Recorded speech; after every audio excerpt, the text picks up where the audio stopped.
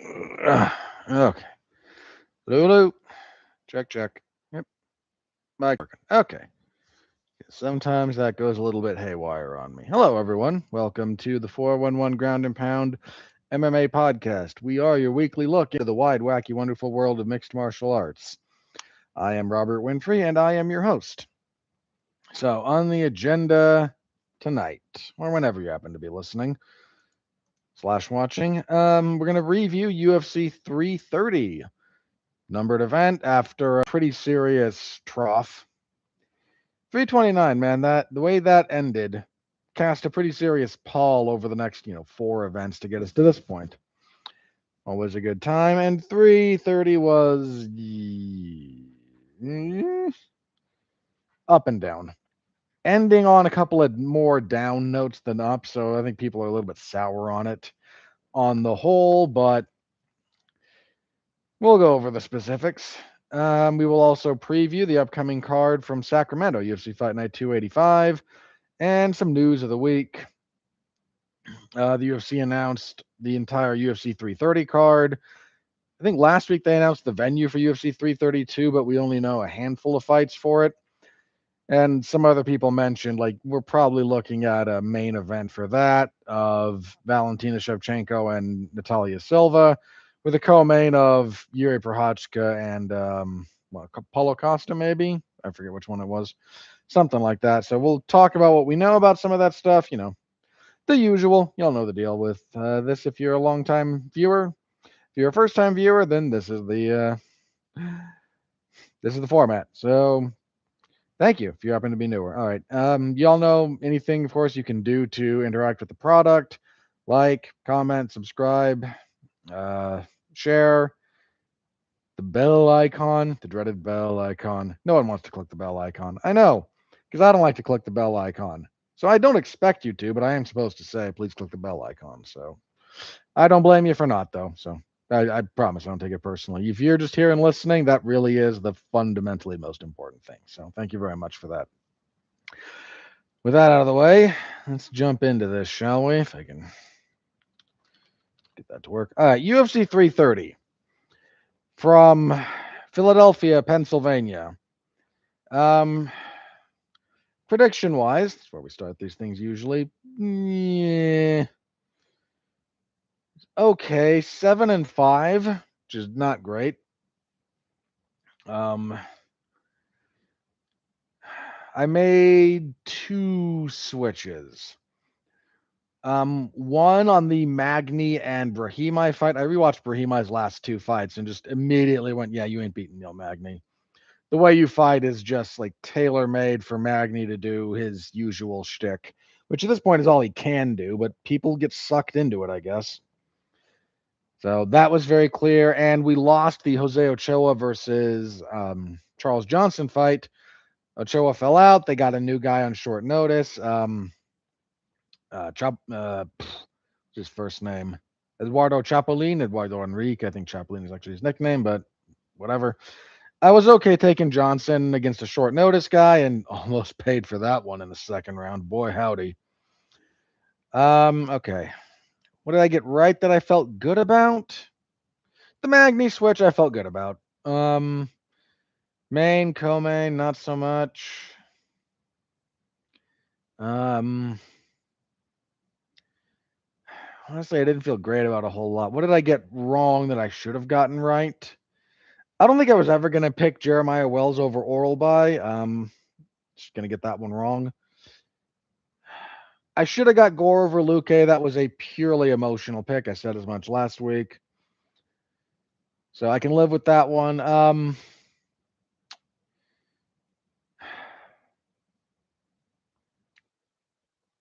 Turner over Fernandez.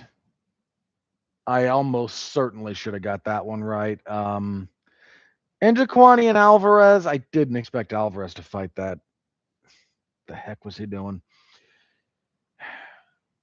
I think this is the fight that's going to lead me to give a real serious reassessment to Mansour Abdul Malik, because he went to a draw and he lost to Yusri Belgarwi, and Belgarwi is actually pretty darn good. So I think we kind of gave him a pass, and Dude, Dustin Stoltzfus has a 4-7 UFC record after this win. Probably shouldn't be losing to him if you're any good. So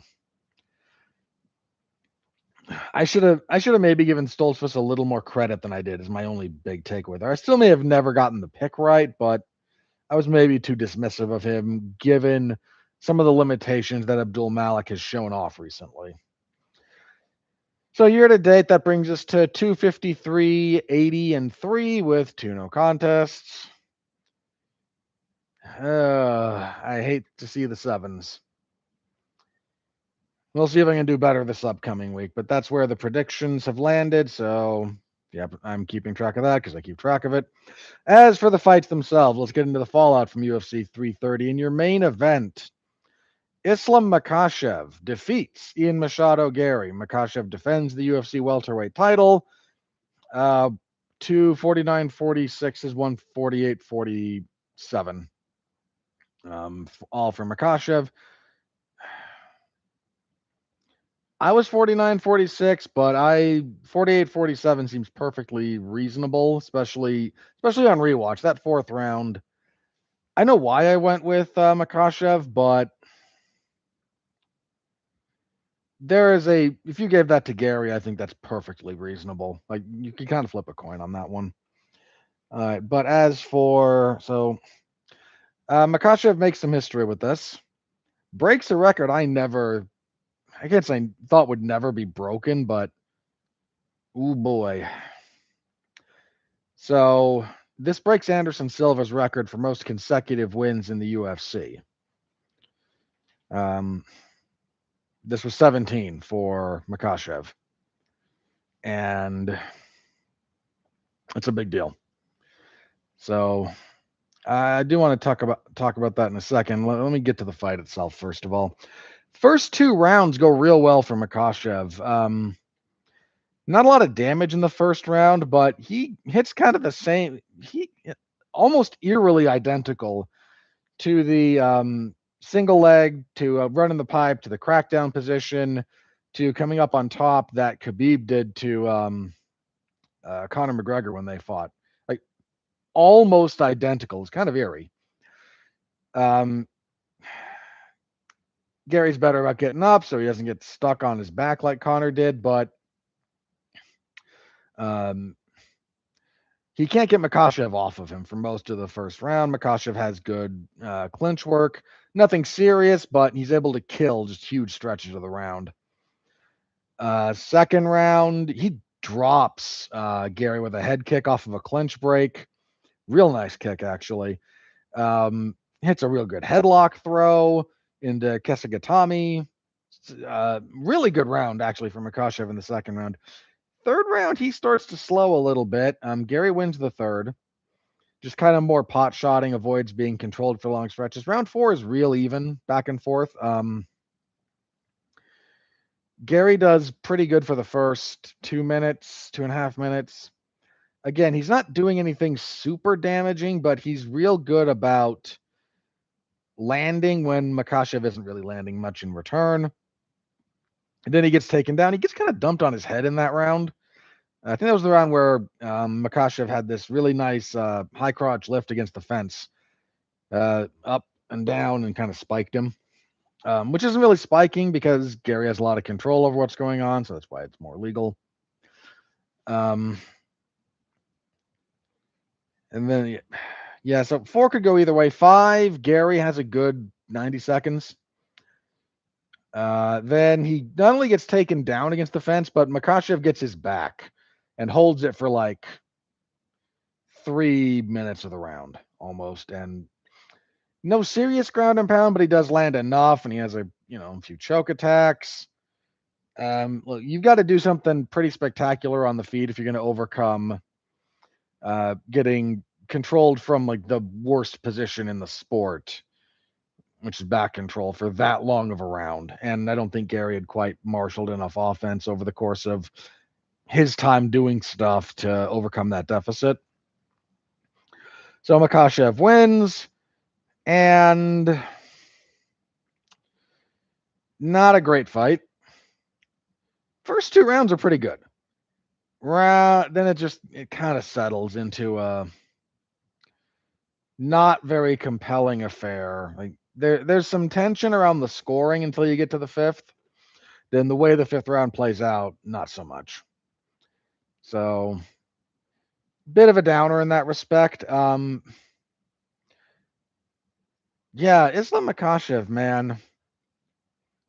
Look, I said this last week. I don't think his now 17 fight winning streak is against maybe the same level of opposition that Anderson Silva had his 16 fight winning streak against, but 17 wins in a row in the UFC is a remarkable thing to achieve. Let's straight up remarkable. He may go longer.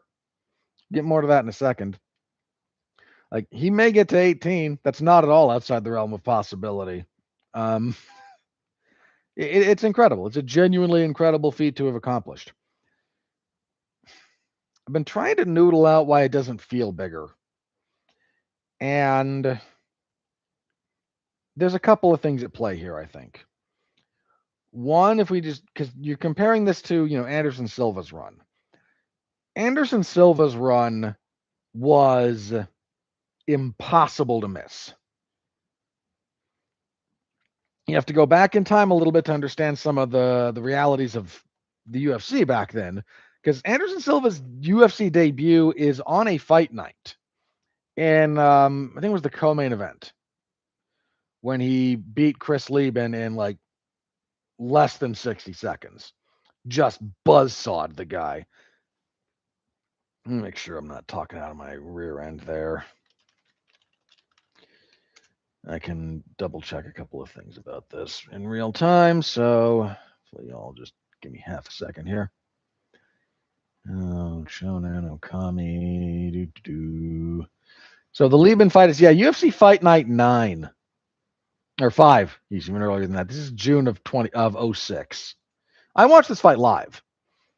Yeah, it was the co-main event. The main event was an utterly forgettable fight between Jonathan Goulet and Luke Kumo. Anderson was all anyone was talking about after that, first of all. But now you may sound like, a debut in a fight night, how was that impossible to miss? The UFC in 2006 was a very different animal. There weren't fight nights every week. Fight nights were kind of a big deal back then because the UFC was predominantly a pay-per-view entity, still at that point in time.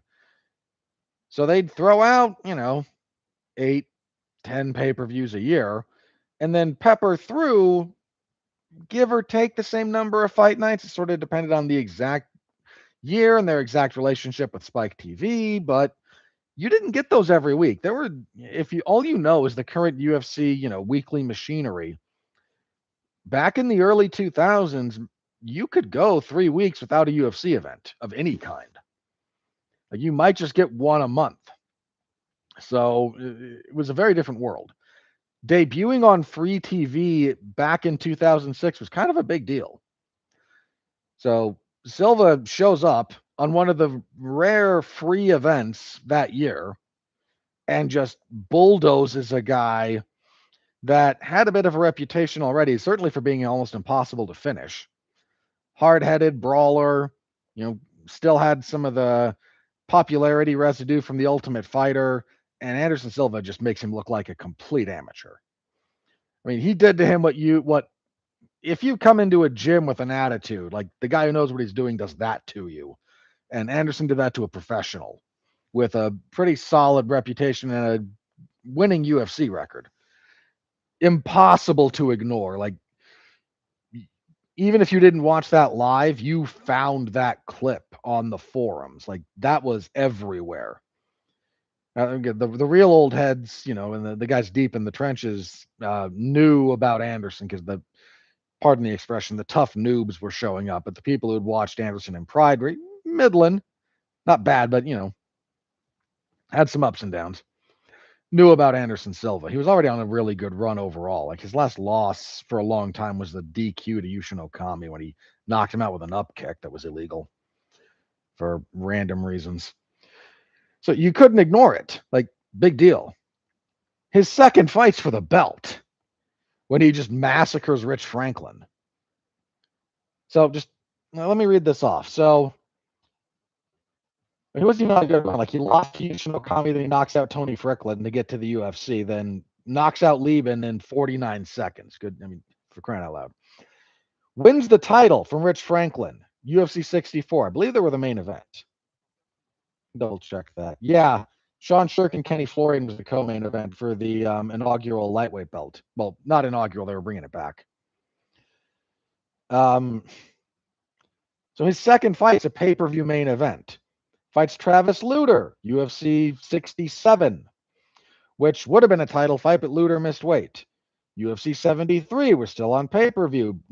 Stops Nate Marquardt in the first round. That was the main event as well. Co-main event of Tito Ortiz and Rashad Evans. Man, they had Sean Shirk and Hermes Franca in the featured bout below Tito and Rashad. And of course, that fight both guys wound up being in drug trouble after that, and the less said about the kind of person Hermes Franca turned out to be, the better. And that belt wound up being vacated, and then BJ Penn won it, but we're not here to talk about the lightweight title. Then he rematches Rich Franklin, breaks his nose badly again in the second round, UFC 77. I believe that was also, yes. Not a whole lot else on that card. Co-main event was Tim Sylvia and Brandon Vera, which was not a very good fight. Good grief. What else was on that card? Damian Maia got a good, that was either his UFC debut or close to it. Stephan Bonner got a win. Alan Belcher and Caleb Starnes. God, I forgot about that. That's the one where Caleb Starnes, the doctor stops that fight because there's a bad cut on Caleb Starnes' head, and the doctor can like see his skull, and then Starnes got pissed about the stoppage. Anyway, after that is UFC 82. He chokes out Dan Henderson in 2 rounds. And was 82 a pay-per-view, or was that one of the ones that was that a numbered one that aired live? I can't remember. That was a pay-per-view. Yeah, that was champion versus champion, because Dan Henderson, that was after Henderson had lost to Rampage, and Hender dropped back down to middleweight. So yeah, main event, pay-per-view. Then he's beaten all the middleweights, so he does a moonlight up at light heavyweight on free TV. Big deal again. This is only 2008. That's still a premium spot, kind of. And he massacres James Irvin in 61 seconds. Then UFC 90, pay-per-view, main event, beats Patrick Cote. UFC 97, Palace Latis. This is his run of like not great fights. 97 was, I think, one that did air on free TV. No, that was another buy rate. Jeez. Who am I confusing him with that did a few of those? It doesn't matter. Anyway, yeah, he was the main event. Dude, also on that card was, Shogun and Chuck Liddell. Like, you were watching this crap, man. You couldn't miss it. Then Thomas Latest fight sucks. So he's had 2 lackluster fights back to back. UFC 101 goes up to light heavyweight on another lark. And if you haven't seen him make Forrest Griffin look like a day one guy in the gym, I invite you to look it up. It is hilarious.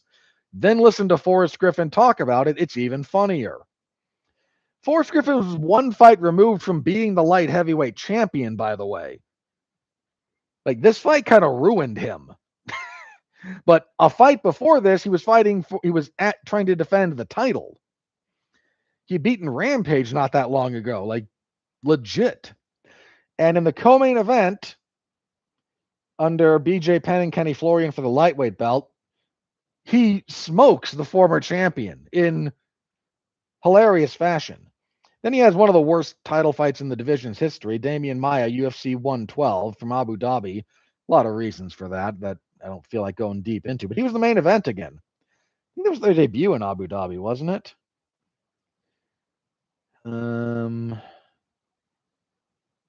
Let's see. First held in the Middle East following because I forget which group it was over there. They bought 10% of the UFC or 10% of Zuffa.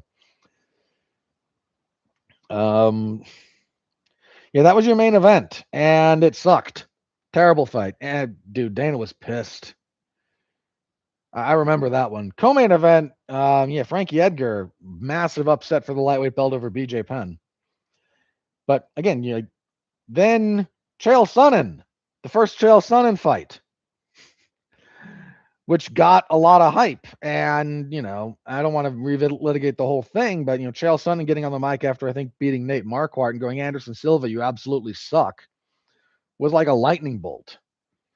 And then that fight happens and goes the way it goes. After that, he front kicks Vitor Belfort in the face, UFC 126, main event. Yeah.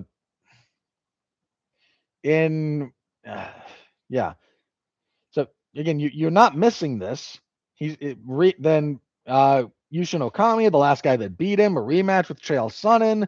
Then he goes up to light heavyweight again to fight Stephan Bonner, again, kind of on a lark, and he bodies him in a round, crushes him with a knee to the sternum.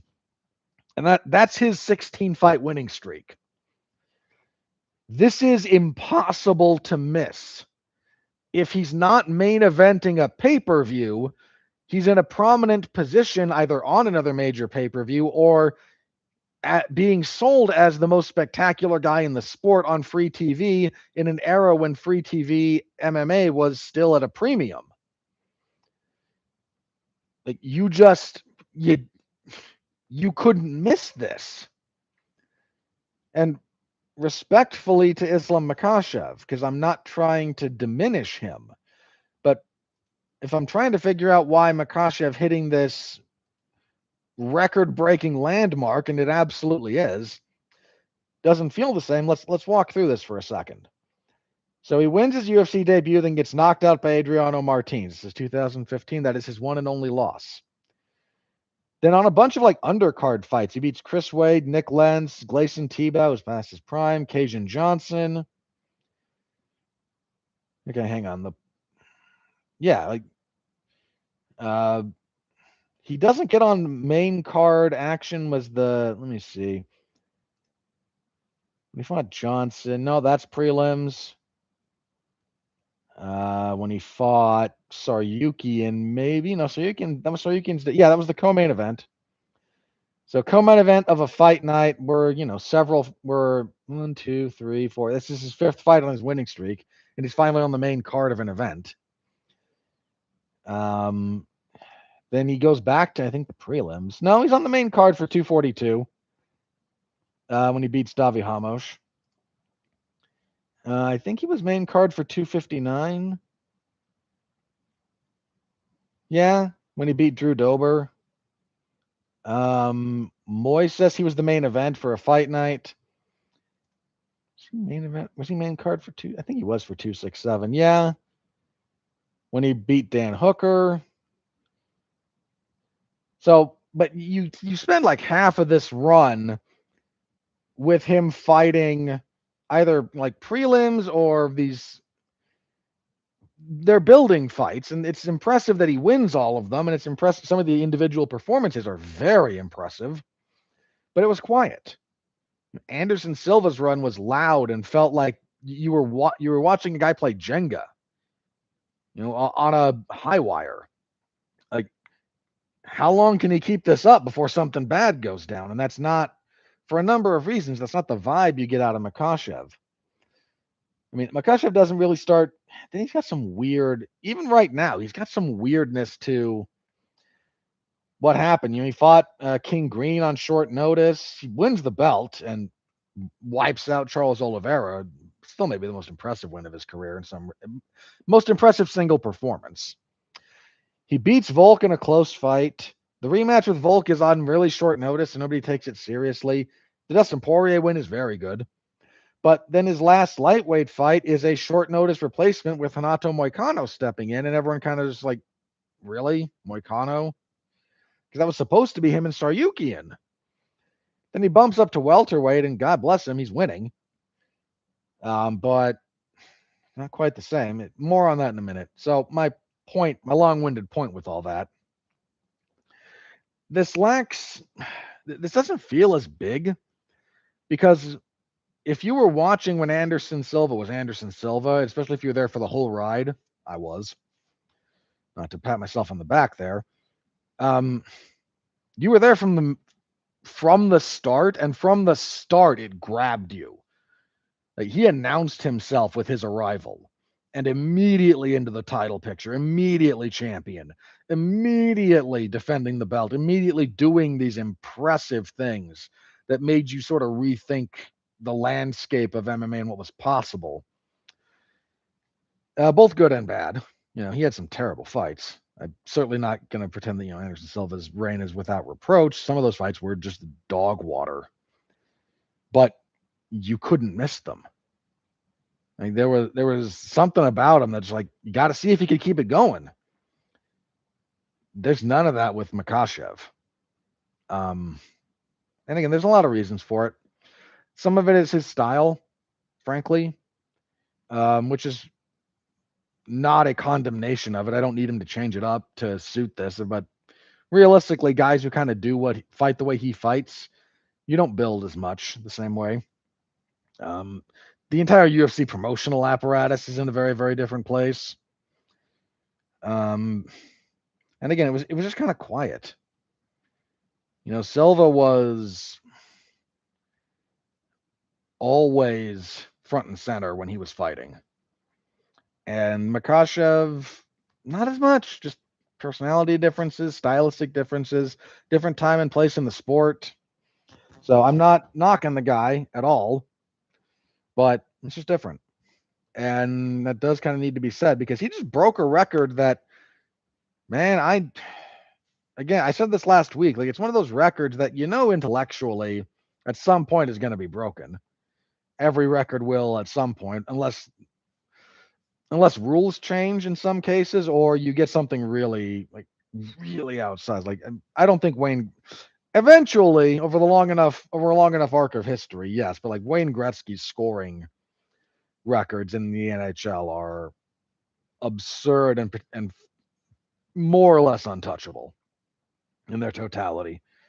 But like at some point someone's gonna, I said this before, like maybe Wilt Chamberlain's 100-point game is one of those things in the modern game. Just I don't know, we're not quite sure if that's really gonna ever be challenged because of how the game plays now, but for the most part, like any of these things that you think are just untouchable, no, they can be touched. We're not that far removed from from Anderson Silva's big run. I mean, it's a chunk of time, but it's not that long in the grand scheme of things. And yeah, I don't know when we'll see someone, beat Makhachev's current run. Like winning that many fights in a row in the UFC is really, really hard. Even if you like give someone that the first third are going to be, I'm not going to say scrubs, but prelim fights. If you come in, because Makhachev came in as a prelim fighter, that's fine. That's kind of what most people do these days. I'm not once again, not insulting him. If you'd put him in the same kind of position that you put Silva in when Makhachev debuted, it probably wouldn't have gone well for him. I mean, there's very few people that it would. And the UFC apparatus is, as I mentioned, very, very different. I can't say entirely different, but very different now. But he does it. He gets to 17 in a row, and he had to earn it. I mean, this was not an easy fight for him. With 2 fights for him at welterweight now, I think there's a few things we can make some more definitive reads about. The size is a problem. Now, the size difference between him and Garry wasn't as pronounced as the tape made it seem like. I think they listed it like a 5-inch height difference. I don't think it's that. He was the shorter guy, but I don't think it was 5 inches. I think they list Makhachev at like 5'10". I don't think he's 6'1", but I'm not sure he's 5'10".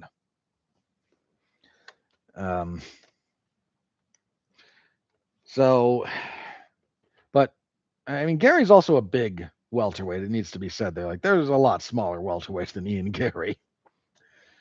But we saw similar stuff with Jack when he beat JDM for the belt. Like, there's a size component here that his skill is high enough that he can overcome, but he's not doing what he was doing to the lightweights. Those guys he could kind of ragdoll a little bit, and he had a massive strength advantage. He's a very strong welterweight. Don't get me wrong on any count there. He's a very strong welterweight. But it's less about his absolute strength as it is his strength relative to his opponents. And the differential was bigger at lightweight than it is at welterweight. So that's a thing. Guys are just kind of better at getting up.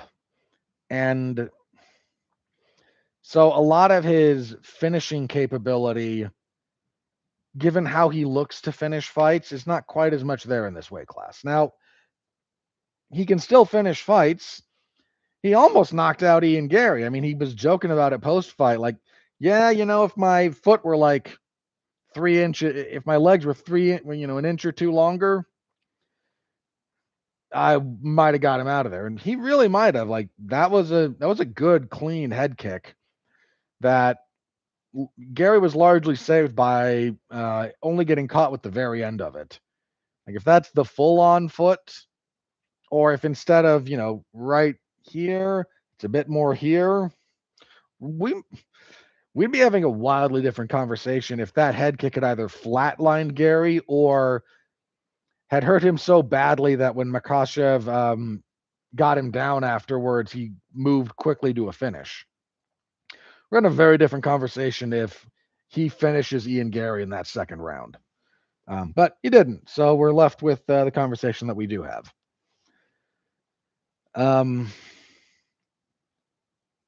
So the size is maybe the big thing. I think a lot of I think his energy apportionment at welterweight needs to be reassessed. He always had a good gas tank at lightweight, but he also, this was fine against JDM because he got control on JDM a lot.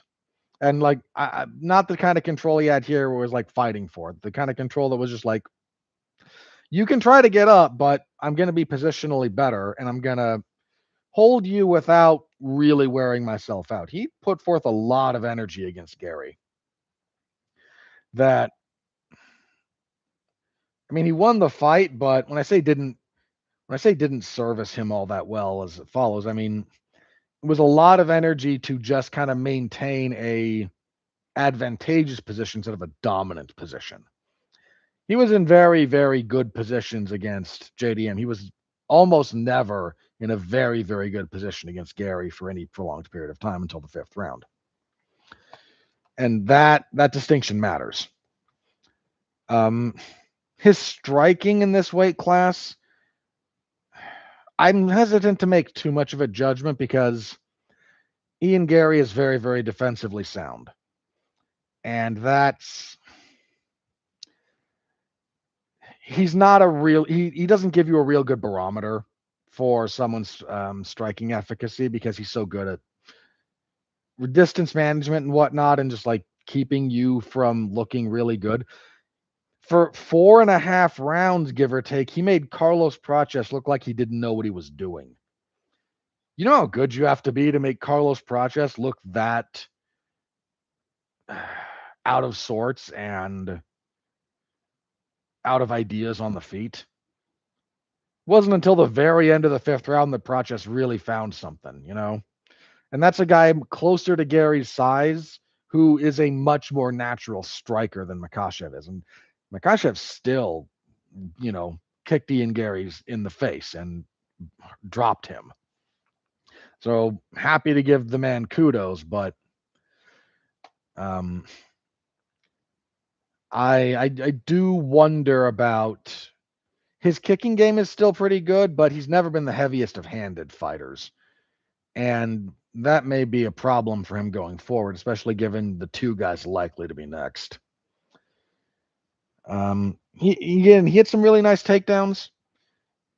He got reversed at one point though. He went for the high crotch into the crackdown again, but lost shoulder position, and Garry kind of came out on his back. Well, into the ride more than actual back control. Makhachev scrambled up and re-engaged very quickly because he's a very, very good wrestler. and grappler, but because Garry tried that same counter a third time, and Makhachev was ready for it that time, and nothing doing for him. But a lot of guys who are going for those, those single leg versions, especially opposite stance, head and side, guys are figuring that out. We'll get to Jeremiah Wells. He had a real good counter for it. Guys are just figuring it out a little bit, and that's across the sport, not just not just like Makhachev's, but he had a really nice, over under headlock throw. After he rocked Garry with the head kick, Garry tied up and was pressing into him and just drop level, grip and spin. Very, very classic stuff. Right into Kesugatami, scarf hold. So, not knocking Makhachev at all, but welterweight is a very, very difficult challenge for him, it's turning out. And some of that is not just the physicality of the division, some of that is the talent in the division. I mean, Ian Garry, for all the negative stuff you want to say about him, and I'll get to Garry in a second with praise and with criticism. He's only lost once prior to this against Shavkat Rakhmonov, and he gave Rakhmonov hell. He almost finished Shavkat Rakhmonov, dude. If he had slightly better like jiu-jitsu mechanics, he would have got him out. He would have choked him out. Like, Ian Garry is a good fighter.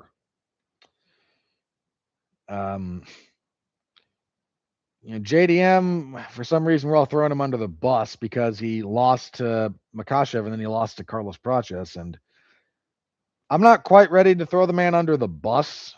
Those are two very, very tough fighters. But look at the other top guys. I just mentioned Carlos Prates. That dude kills people. His only loss in the UFC is to Ian Machado Garry, and he had Garry on the ropes in the 5th round. And he just, massacred. He just carved up, JDM with in their fight. Then you got Michael Morales, who is a tank. I mean, good grief. Morales weighed in as the backup for the main event here. And I don't know how long that guy can make 170. He's young, so that helps survive like really tough weight cuts, but he's enormous. And I mean, he was, doing the scale thing, and like that last, I think it was like the last week, he's cutting like 60 pounds. And that may not be the last week, but he's cutting an enormous amount of weight. That dude is, if he's a welterweight in 2 years, I may eat my hat. Like, and he's not just big. I mean, people talk about him because he is huge, but he's got serious, serious power and range, and knows how to use both of those things, and has a really strong judo background. So getting him down, closing the distance on him is hard. If you do close it, you're dealing with a guy who knows what he's doing in the clinch. And if he hits you even remotely cleanly, like your brain goes that away. Those are really, really tough fights for Islam Makhachev.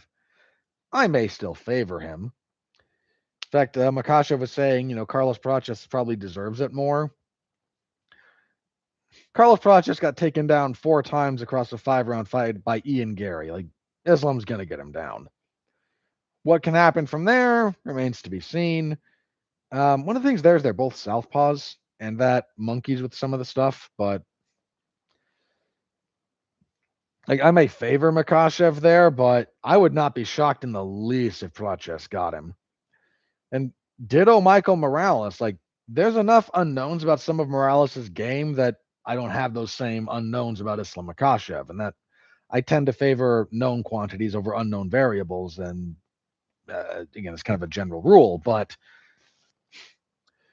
dude, if if Makhachev is fighting Morales and he can't get inside of Morales' punching range and he gets tagged, and would you be shocked? You can't possibly be surprised by that. One other minor thing about this, Makhachev came out of this pretty marked up. He may be one of those guys who just, not everyone wears damage. Some guys, when I say wears damage, I mean literally like facially wears damage. Some guys, even if they get marked up, they don't care that much. He looks to be kind of in that vein, like, oh no, I've been hit and I've been cut, and okay, I'm going to keep going. So it doesn't bother him in that respect. But there's some guys who just nothing. I mean, like BJ Penn back in the day never looked like he could be in a fight, in a real fight, and nothing.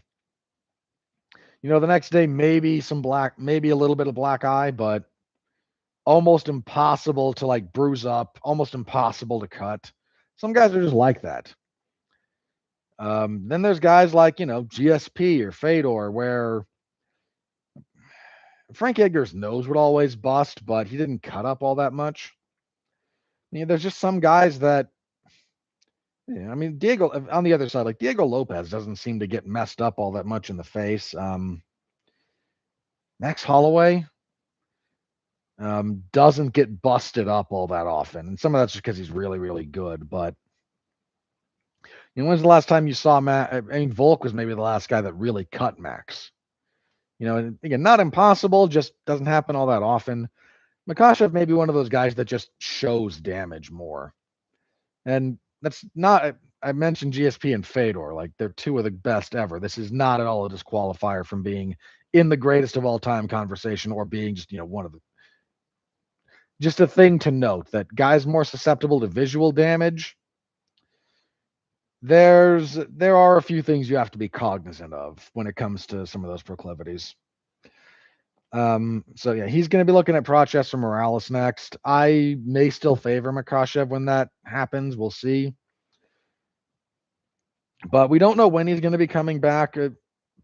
Makhachev doesn't keep the most active. He has a fairly consistent schedule, but it's not the most active schedule. So we'll have to wait and see. You might favor him over either of those guys, but we are entering the part of the Makhachev experience where you should not be surprised if he loses. Take that for whatever it's worth. On the Garry side of things, Dana White kind of buried him. In no small part because, Garry signed with Eddie Hearn, so Dana got his dander up just a hair. Geez, what do we say about this one? There's a lot good about Garry's game. Defensively, he is very, very, very good. His kicks are powerful. He's got good range. There were some decisions that he made here that I don't fully understand. He didn't move hardly at all. Now, that may have been an energy thing and wanted to save his legs. Normally, there's a lot of movement out of Ian Machado Garry when he fights. A lot of very static positions from him in this fight. Any number, again, could be energy conservation. Could be that he felt stronger defending takedowns from a more grounded position instead of from a movement position, which I'm not going to say good, bad, or otherwise. It's a choice. There's no solution. There's only trade-offs in that respect. May have been a small injury. If he had something messed up, not like majorly messed up, but it doesn't take much for you to decide, okay, maybe I can't be fleet of foot tonight. So that was a little bit odd. What else? There's a couple of major things that I just have to bring up about the guy at this point. One, on the mental side of things, I appreciate that he doesn't deviate a whole lot from this. It indicates like rigidity, strength, and resilience to outside forces, but he may be a bit too rigid in it. He constantly tries to make the other guy he's fighting his friend, right? At the end of every round, he was rubbing Makhachev's head, or no, you did great there, buddy. I don't love that. Like certain guys with the right chemistry, I can live with it, but I I don't know. It doesn't vibe with me. Um, his defense is great. His defensive wrestling is actually pretty good. His defensive grappling is pretty darn good. He's worked very hard on his overall jiu-jitsu game. We've been training with Damian Maia for a while, so the man, there's a lot of individual skills there that are very good. I think the biggest problems he runs into at this point are largely offense related. His kicking game has some power. His punches haven't demonstrated the same level of pop. He also, in this fight in particular, he keeps a low output. Not only a low output, but he doesn't throw. This is a painting broadly. He doesn't throw combinations. I don't know what it is, but he just. I mean, even in like the Prochess fight, there were circumstances where he'd throw a really nice combination together, actually, that got Prochess, not kind of knowing what was coming or going. But those are few and far between. He hasn't been much of a combination fighter since the Song Kanon fight, where he got dropped. His last finish was over Daniel Rodrigues a while ago. Like, he's not super dangerous.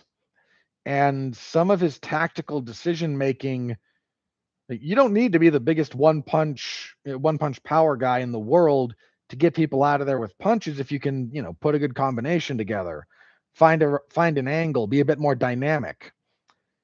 He pot shots, he chips, and then he does a little bit of sniping. That doesn't work at this level. That's not enough. It's not enough to reliably win. It's not enough to beat guys like this.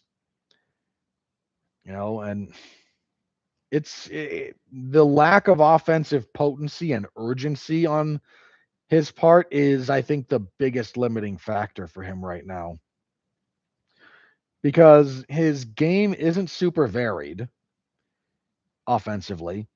He doesn't throw a lot of wild stuff, a lot of unpredictable stuff. Like, he gets you by having like a couple of setups that work. This is very efficient on his part, by the way. I'm not knocking this.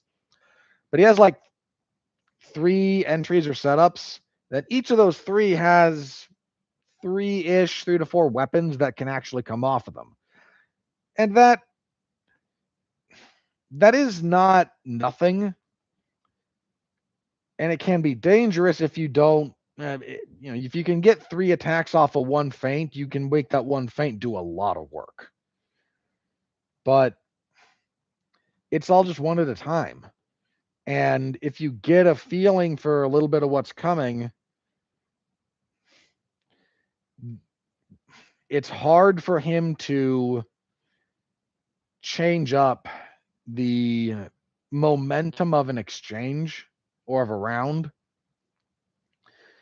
I mean, the rounds he won, he kind of just, came out and, okay, this is my round. But he almost never got around back after being down in it. Not just here, but that's kind of him all the way around. Like, the closest he got was in the Rachmanov fight, where he pulled some stuff out in the 5th round to, make a case. But the lack of offensive urgency, the lack of offensive potency, it's a big problem for him. He's winning a lot of these fights at this point on really elite level defense, which is a heck of a skill, and I'm not knocking him for it. But if you don't have any offense to back up your exceptional defense, you have a very serious ceiling. This was a problem for Sean Strickland for a while. He had exceptional defense, but his offense struggled to really break through. As a result, he lost some fights. I thought he won, but they were a lot closer than they should have been because his defense can be hard to read and properly rate. And if there's nothing from you coming back off of it, it doesn't score under these rules. Defense is not affirmatively scored in the various MMA criteria. So when Strickland found a lot of success was when he started, Strickland's offense is not like super varied, and it's not, the most wildly dynamic thing in the world, but he figured out how to get his offense to really show, to really make it work along with his defense, and that's when he really excelled. And Garry doesn't have, near Sean Strickland's output offensively. He's not throwing that many strikes around. It's a problem. He's not hurting guys all that consistently. He's scoring, but he's not putting a lot of he could have won that fifth round if he'd hurt Makhachev at any point prior to getting his back taken. If he'd actually hurt him, I think that damage would have overcome the control Makhachev had. He didn't. So there's some stuff there that he's still got to work on. That said, he said it himself after the fight. I'm only 28 years old. I have plenty of time. I appreciate that, but I don't know, man. He's right. He has the time. If he puts some serious effort into maximizing his offense, he's clearly one of the best guys in the division. I mean, 2 losses, both of them were really, really tough fights for the other guy, and both of them were really, really good. Shavkat Rakhmonov, sadly, it seems like I don't know when he's coming back. I mean, the dude had the knee injury, then re-injured it, then he's getting divorced, and his dad passed away this weekend, and condolences to him for that. Like, that guy just, if it weren't for bad luck, he'd have no luck at all, right? I mean, good grief. But he and Islam are the only guys that have beat Garry. Garry is a really good fighter, however annoying he is as a personality. And somebody mentioned this, if you think Ian Garry's the worst person persona in this sport, then you need help, and that's not wrong. I've been trying to noodle my way through one of these other things related to him because my friend Mark posted a TikTok not too long ago where he talked about some of the perils and pitfalls of writing women in movies and television, and he got a whole thing over there. And one of the things he mentioned, that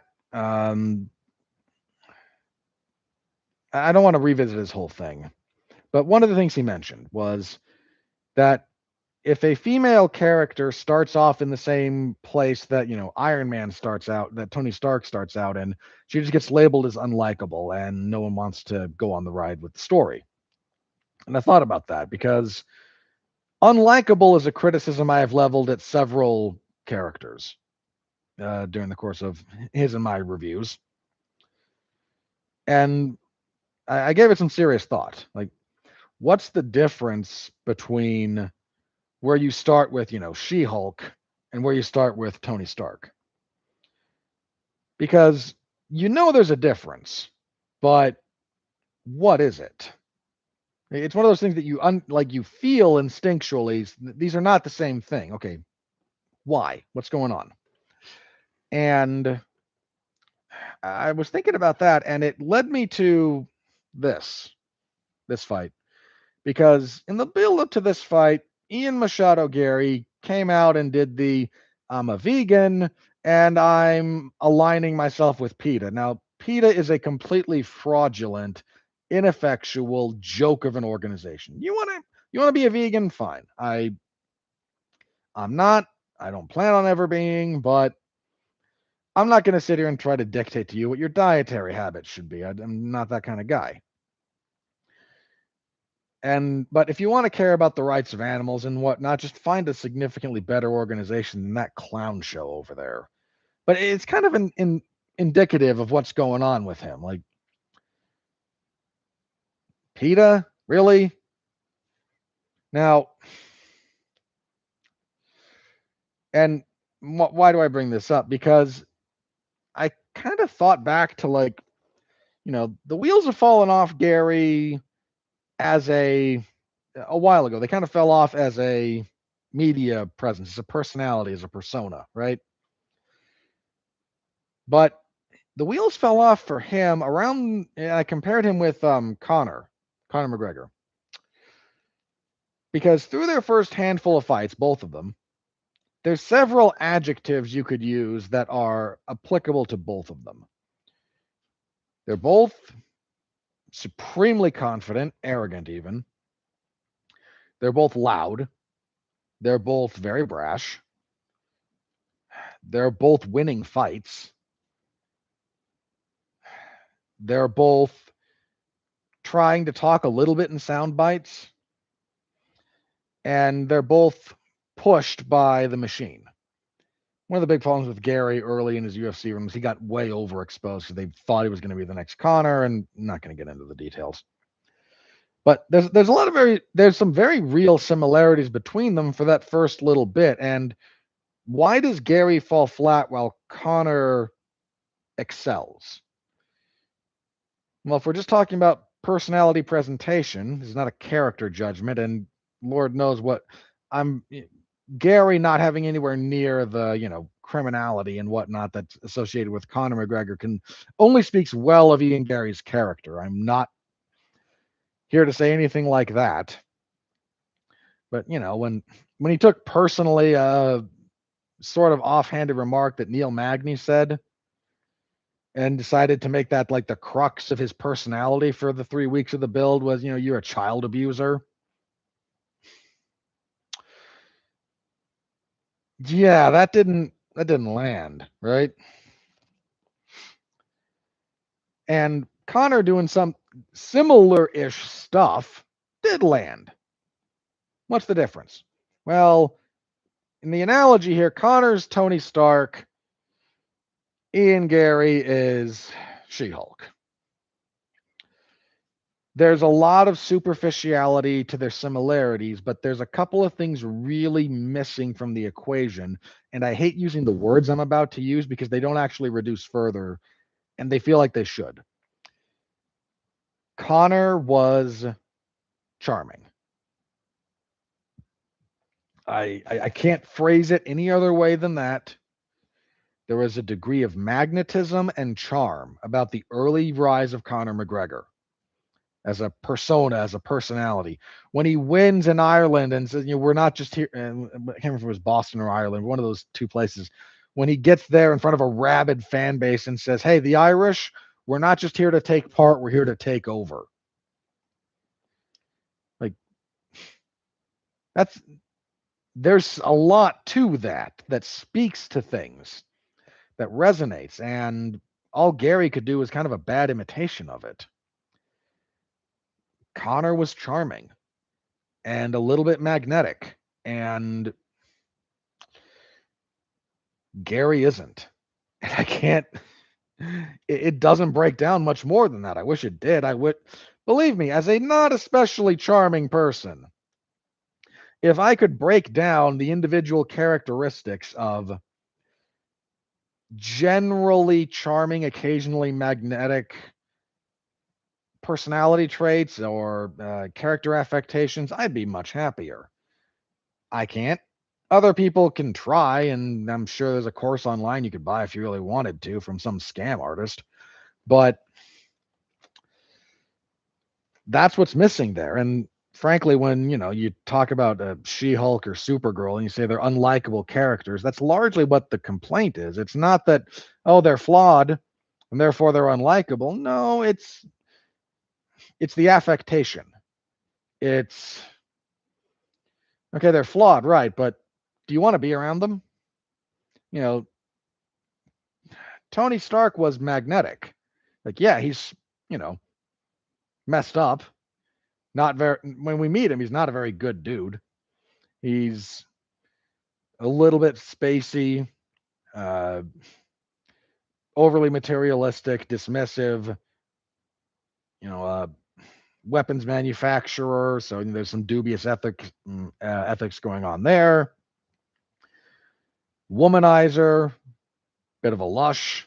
Like, there's all kinds of negative things there.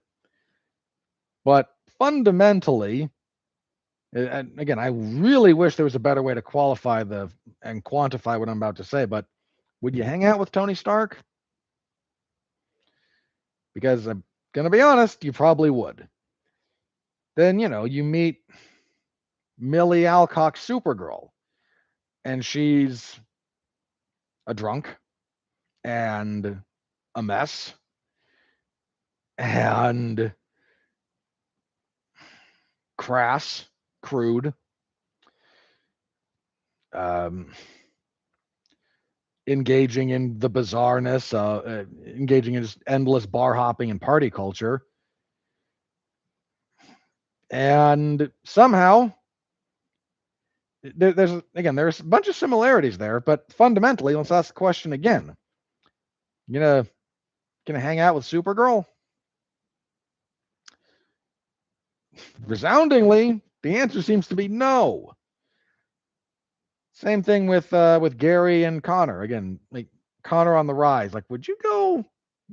I don't drink, but hypothetically, would you go have a beer with Connor again before all the sexual assault stuff, before all that spirals out of control, like early rising Connor?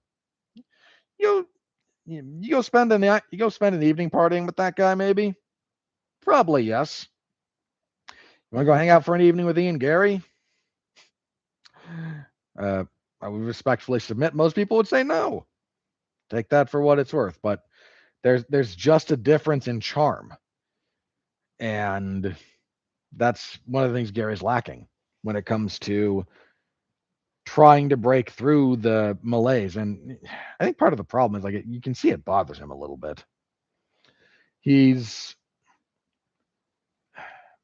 I don't say a little bit, I only mean a little bit, but somewhere in his grand plan for his career was the people are going to react positively to me as a general note, and they have not. So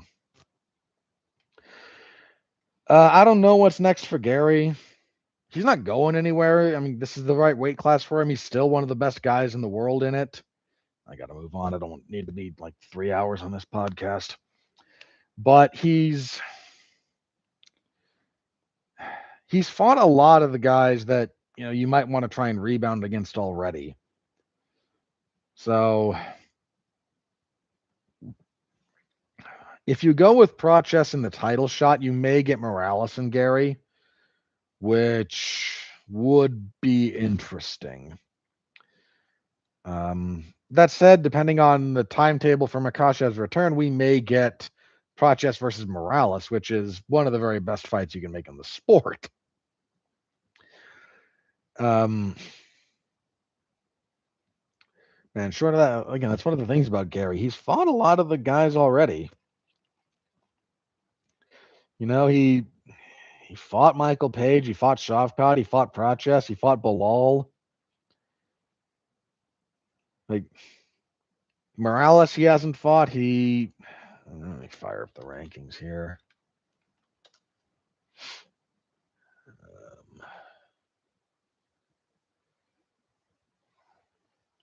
Checking welterweight. I mean, what, we're going to do him and JDM? JDM should have a other fight. There's an upcoming fight between Gabriel Bonfim and, who was it?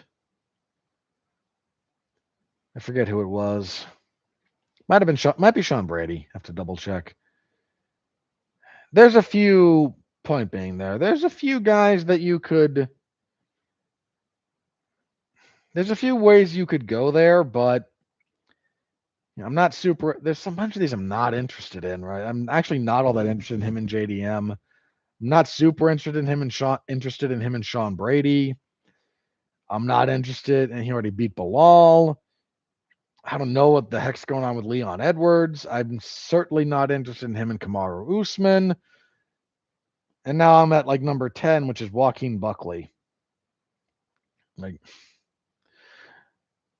I'm not saying there's no direction for him to go, but I don't know what. I'm not entirely sure who was going to be next for him. There's still good options, but just unsure.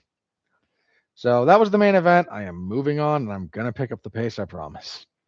Because the co-main event, not super interesting. Mackenzie Dern defeats Gillian Robertson via unanimous decision, 2 49-46 and a 48-47. I was 49-46. I think the only round Robertson wins is the fifth. Dern looks pretty good through the first couple of rounds. Moves pretty well, lands some okay punches, gets some decent takedowns, gets stuck in half guard at various times, but has a real nice rear naked choke attempt at the end of I think it was the second, where she had a good choke attempt. But Dern kind of slowed down, and Robertson just had nothing.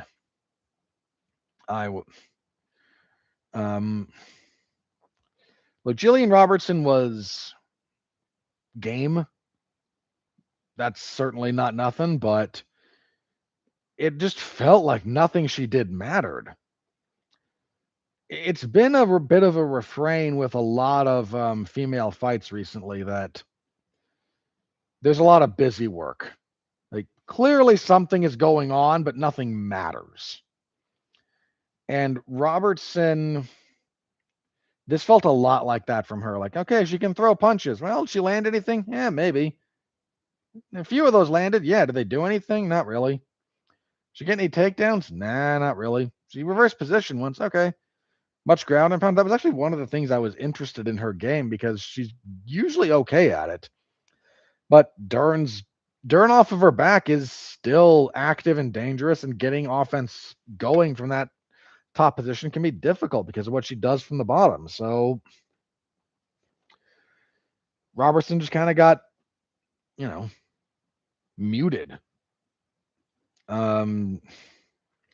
Dern still has no serious ground and pound, and it's maybe there's two big things holding back Mackenzie Dern's game.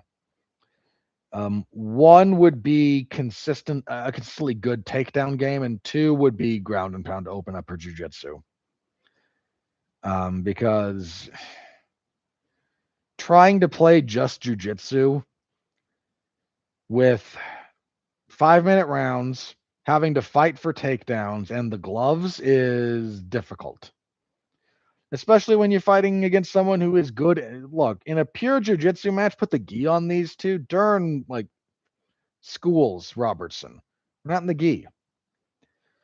And there's other considerations here than pure jiu-jitsu. You need to have other dimensions that MMA allows to open up your jiu-jitsu game, and Dern doesn't really have those. And it's a big limiter. That, and again, she needs a much more consistent takedown game. But she got a win. She just is very clearly, if this was her trying to get out from under the specter of Zhang Weili, didn't do it. We don't know what's up with Zhang. She may stay at flyweight. She may come back to strawweight. I would favor her pretty handily to beat Dern at this point. But yeah, that was okay. Got to address this very quickly.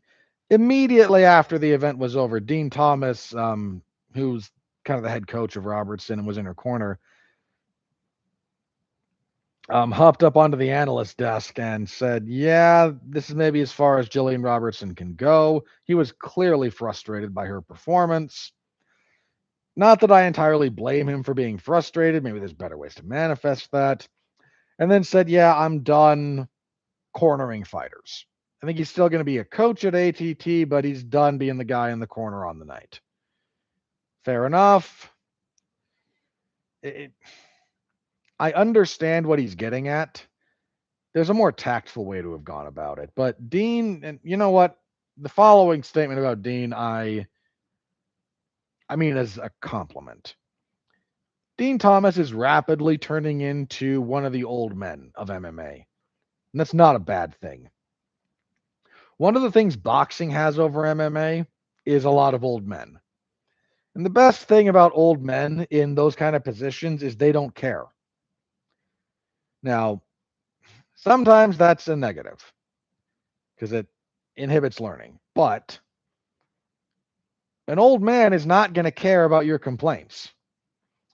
An old man is going to look at a fight and say, no, we're throwing in the towel. No, but I can keep going. No, shut up. I don't care what you say. I don't care about how much you whine. I know what's best. I know, and I've seen this story before. We're done here. If an old man sees something that's corrupt, he doesn't care. He's going to say, yeah, that's corrupt. Look at all this crap. And just, it is one of the great blessings of old men that they are utterly impervious to the criticisms and opinions of the vast majority of people around them. MMA needs some old men.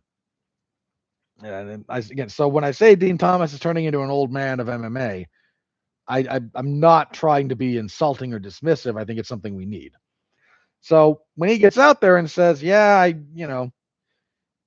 frustrated, not going to do this again. I think this is as good as Gillian Robertson can do. You and I can sit here and go, boy, don't love a coach saying that. Maybe you don't. Not my favorite way to have gone about saying that, but somewhere at the same time is there's a degree to which MMA, I think, needs guys who are just going to say it how it is. And damn the consequences because they don't care. So there's a little bit of that going on, and that has some rough edges to it. It really does. And, guys like Sean Strickland being really unhappy with how Dean Thomas did this, I get it. Last thing you want in the world is for your coach to go out there and be perceived to throw you under the bus. That sucks. That is not a good feeling. I get it. But there is a part of me that does believe something of the MMA landscape needs stuff like this. I don't know that I need this in particular, but something like this I think is probably necessary. Maybe I'm in the minority there, but I don't know. Again, did I love how this was handled? No. In the details, no, I didn't. I didn't love it. But one of the other things about guys in that position, man, you get candor.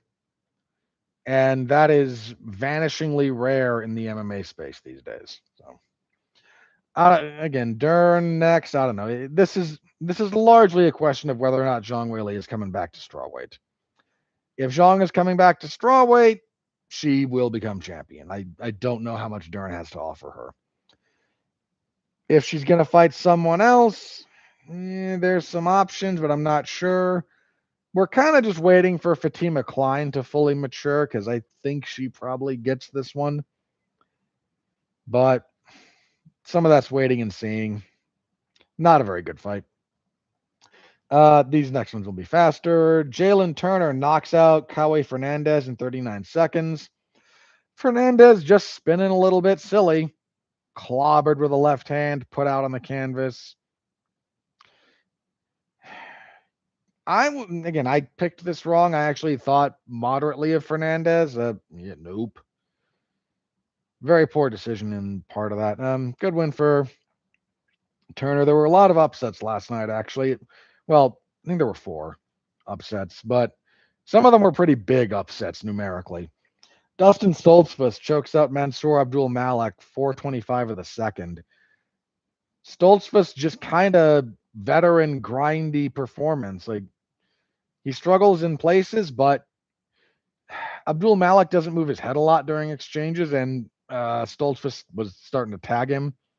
Stoltzfus out wrestled him. Anytime Abdul Malik was on the back foot, he was losing.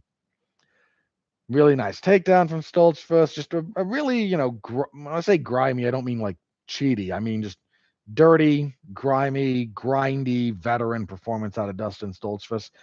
And I think we need to reassess Mansour Abdul Malik. He came in and there was a fair amount of hype.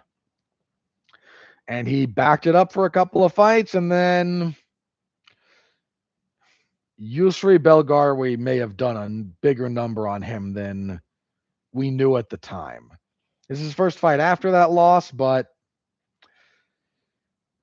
some of those bad losses, man, you're not sure how they manifest. And this one, people may be figuring him out, and the question is whether or not he can tweak things and adjust and adjust and move forward. Esteban Ribovics defeated Edson Barboza via TKO, punches and whatnot, 132 of the second. We didn't need to see the second round here.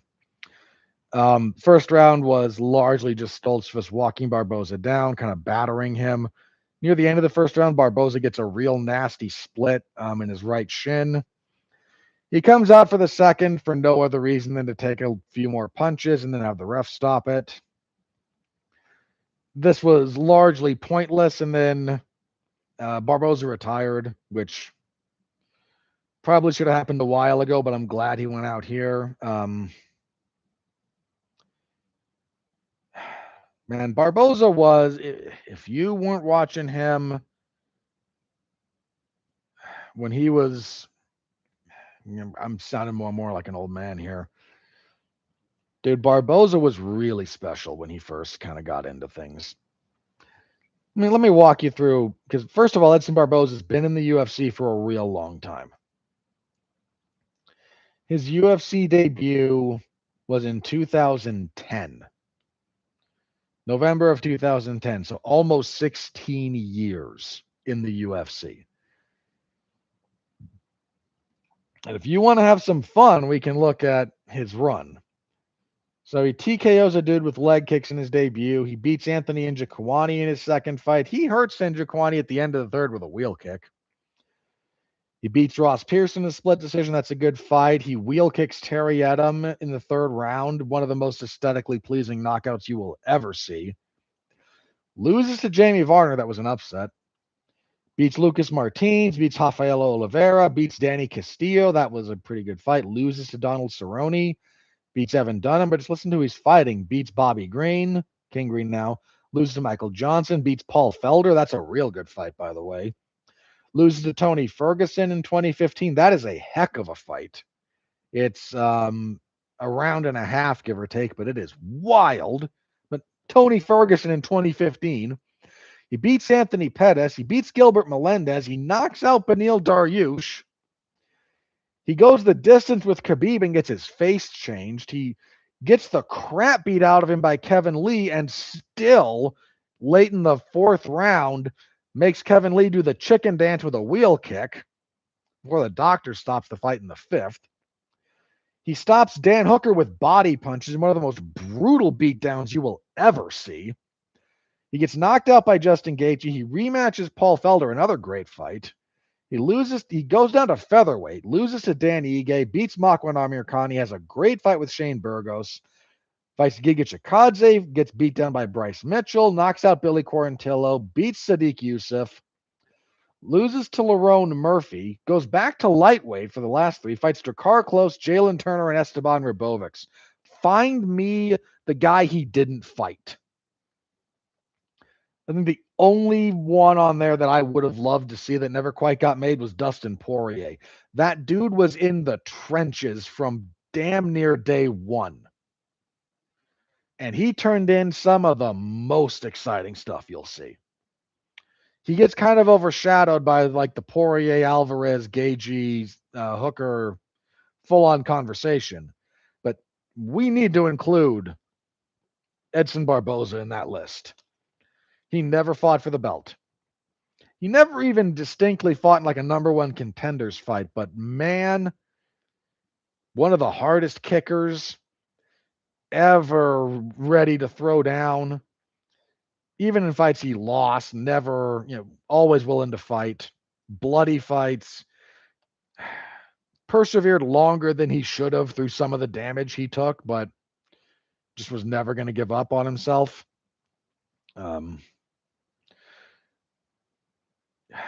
Just a heck of a fighter.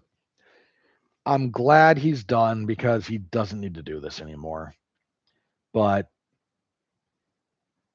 the kind of guy you always wanted to see on a card. You were never, till the last couple of fights, and you were like, yeah, I don't know that he should still be doing this. But almost his entire career, you were never upset to see Edson Barboza's name on a card, ever. Because you were going to see something. I don't think he had a bad fight in that entire 15 and a half years. A little more than that. Yeah, I don't think he ever had a bad fight. They weren't all, the greatest fight ever, but man, again, like find the bad one. I don't think you could. So I enjoy retirement, man. Thank you for whatever my thanks is worth. Thank you, because you left a lot of yourself in that cage, in the entertaining the fans and in the pursuit of athletic glory. And all I can say is thank you and good luck. On the prelims, Chidi and Jaquani beat Joel Alvarez via unanimous decision. Weird fight. 230-27 to 29-28.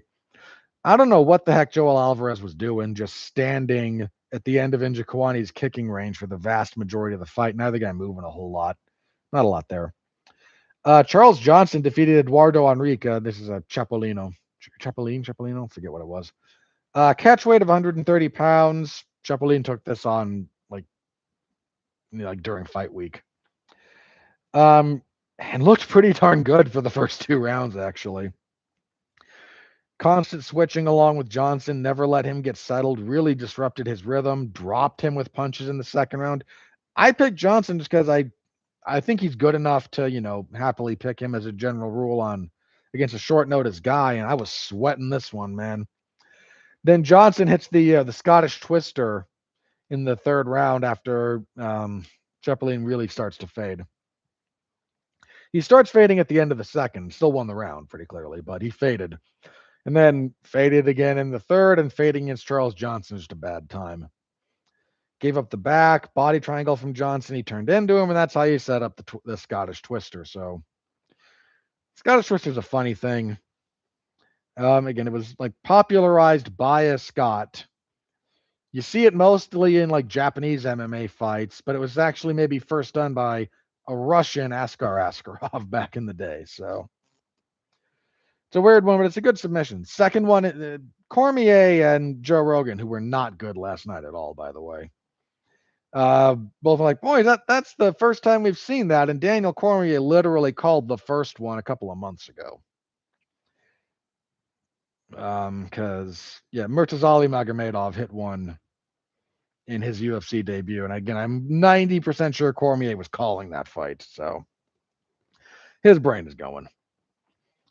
So good win for Johnson. I'd be okay if they tried to rebook the Ochoa fight. I liked that fight, but we'll see. And yet, Chapolin, for a short notice debut, he acquitted himself very well. I'm very curious what he does. Give him another shot, because this was very encouraging. He looked darn good for 10 minutes. Dante Johnson knocked out Eric McConaughey 138 of the first round with a left hand from hell.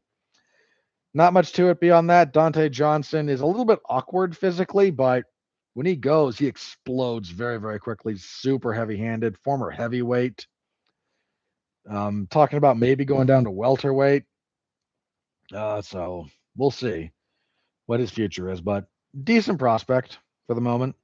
Also at middleweight, Trishan Gore defeated Vicente Luque via unanimous decision, 230-27 and a 29-28.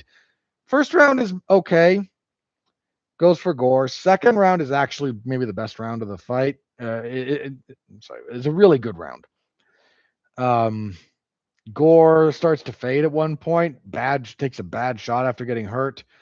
Luque tries to lock up the Darce, but can't quite get the angle, can't get his legs involved, and he can't quite get the trapped arm of Gore. Because normally if you've trapped this arm in the Darce, you want it here because you want to press this into this. And he couldn't quite get this across the body the way you want to. And he kind of gassed his arms out going for it. And then Gore escapes, gets on top. And the third round is a lot of nothing for the most part until the very end of the round. when Vicente Luque, like one of the last gasps of him trying to prove he's not washed, lands a flying knee in the waning seconds that knocks some of the teeth out of Trishan Gore. His post-fight interview, he's missing like he's missing like those 4 teeth. His cornerman was holding one of them, root and all. Actually, if the root's still intact, that's good. They can be reimplanted if they're treated properly before that. But like reimplantation of fully dislodged teeth is a real thing. Who was it? Kurt Angle that had some knocked out that he stuck in a mouthpiece and then bit back down on them and got them back like into the socket so they rerouted themselves. Might have been him, might have been Cesaro that did that. I don't know. Professional wrestlers are wild. But so we'll see. I mean, he's going to need some help getting those fixed, but Luque just I think is a little bit too washed at this point. I don't even know what to make of Gore on balance. And on the early prelims, Lucas Fernando defeated Rafael Tobias via TKO. Hit a sick knee to the body in the 3rd round, 110. He landed it once or twice and then finally caught it just right. Tobias coming in and just not quite dead center solar plexus, but just off to the side, like got both solar plexus and the liver. That hurts. He looked real good all fight. Fernando looked real good. Neil Magny beat Ramiz Brahimi, punches from kind of a mount position, 320 of the second. Yeah, Brahimi is just he fights in a way that you can't beat Neil Magny fighting that way. Well, not if you wear down like he does. The way to beat Neil Magny is not super complicated, but it's difficult to implement because people just get stupid and fight the way Neil Magny wants them to fight. If you're going to fight Neil Magny the way Ramiz Brahimi was fighting him, you better be ready to do it without slowing down for 15 minutes. Because if you can't, you're going to wear yourself out. He's going to make you work harder than you want to work. You're going to fall apart, and he's going to stop you. It is just, he weathers your storm and then is still there and counterpunch. It's a tactical counterpunch, not a literal counterpunch. And he's been doing it for a while. And as he's gotten older, this is 80% of his game now. Is this luring you into a labor-intensive style that he can sustain and you can't. And then you fall apart late and he gets you. If you want to fight that way against him, you have to be darn sure that when you can, if you've won the first 2 rounds, whatever you do in the 3rd, you cannot fall apart. And Brahimi fell apart in the 2nd. I told you, I rewatched his last 2 fights. Just went, yeah, you ain't beating Neil Magny. Like, this was exactly what was. I knew this was. As soon as I rewatched a Brahimi fight, the first one, I went, oh yeah, Neil's gonna drop the 1st round, but he's gonna make him work. He's gonna exhaust himself wrestling him, and Neil Magny's gonna do what Neil Magny does. And then kicking everything off, Jeremiah Wells with a big upset. Technical submission with a ninja choke over Muktabek Oral by 124 the 3rd.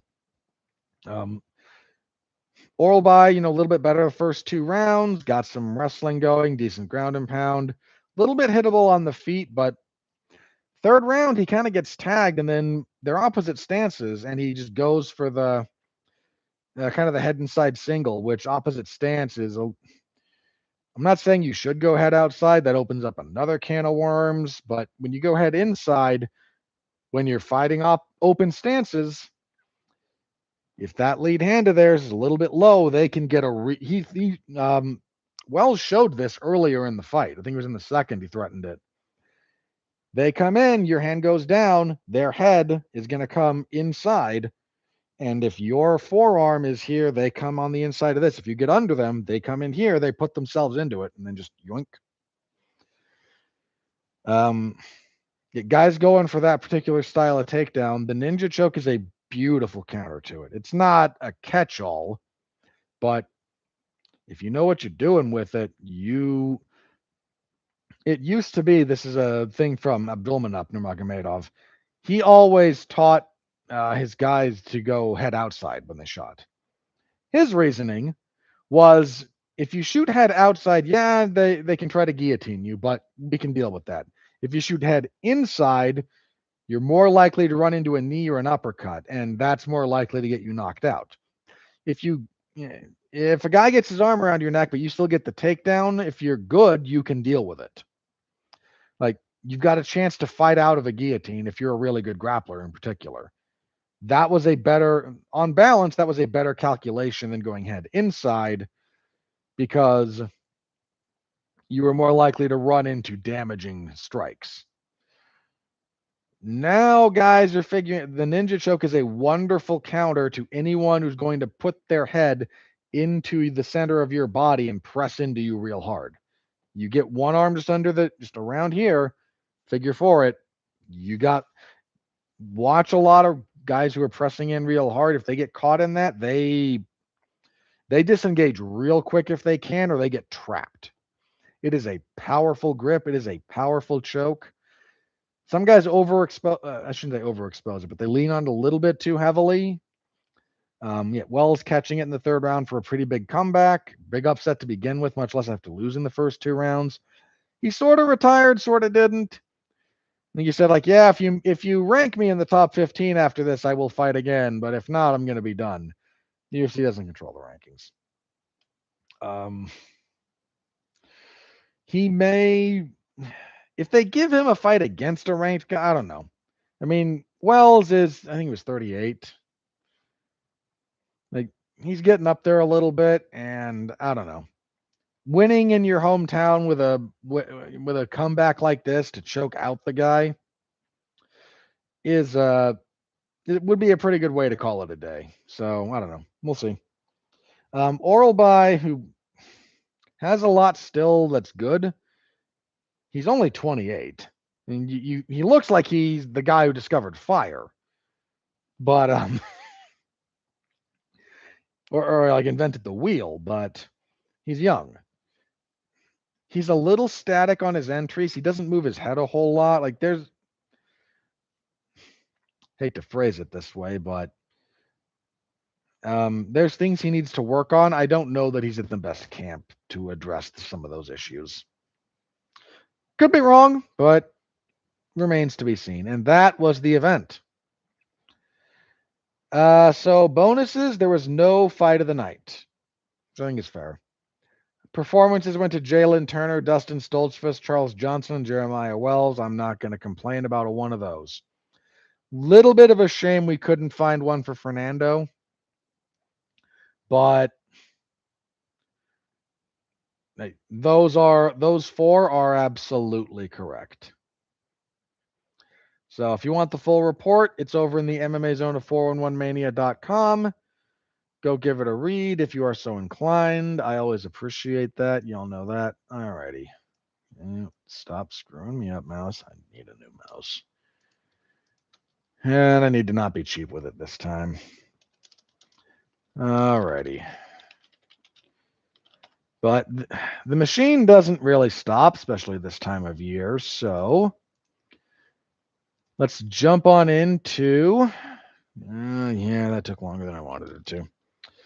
UFC Fight Night 285 will be coming our way this Saturday. We don't, I think, have the official bout order necessarily. I'm pretty sure it's close to this, so we're going to go with what we got here. Main event is a I'm not going to say this is a terrible fight night. It's not. There's a lot of dross. There are some good fights to be had here, though, so let's give it its due, right? Got to be honest. Otherwise, your criticism means nothing. If you won't praise things when they deserve to be praised, then being negative just means you're being negative to be negative. The main event's good. Anthony Hernandez, Gregor Rodrigues. Fluffy versus RoboCop. What's not to like? Hernandez, 32, coming off of the loss to Sean Strickland. It was a bad one. That ended a pretty long winning streak, actually.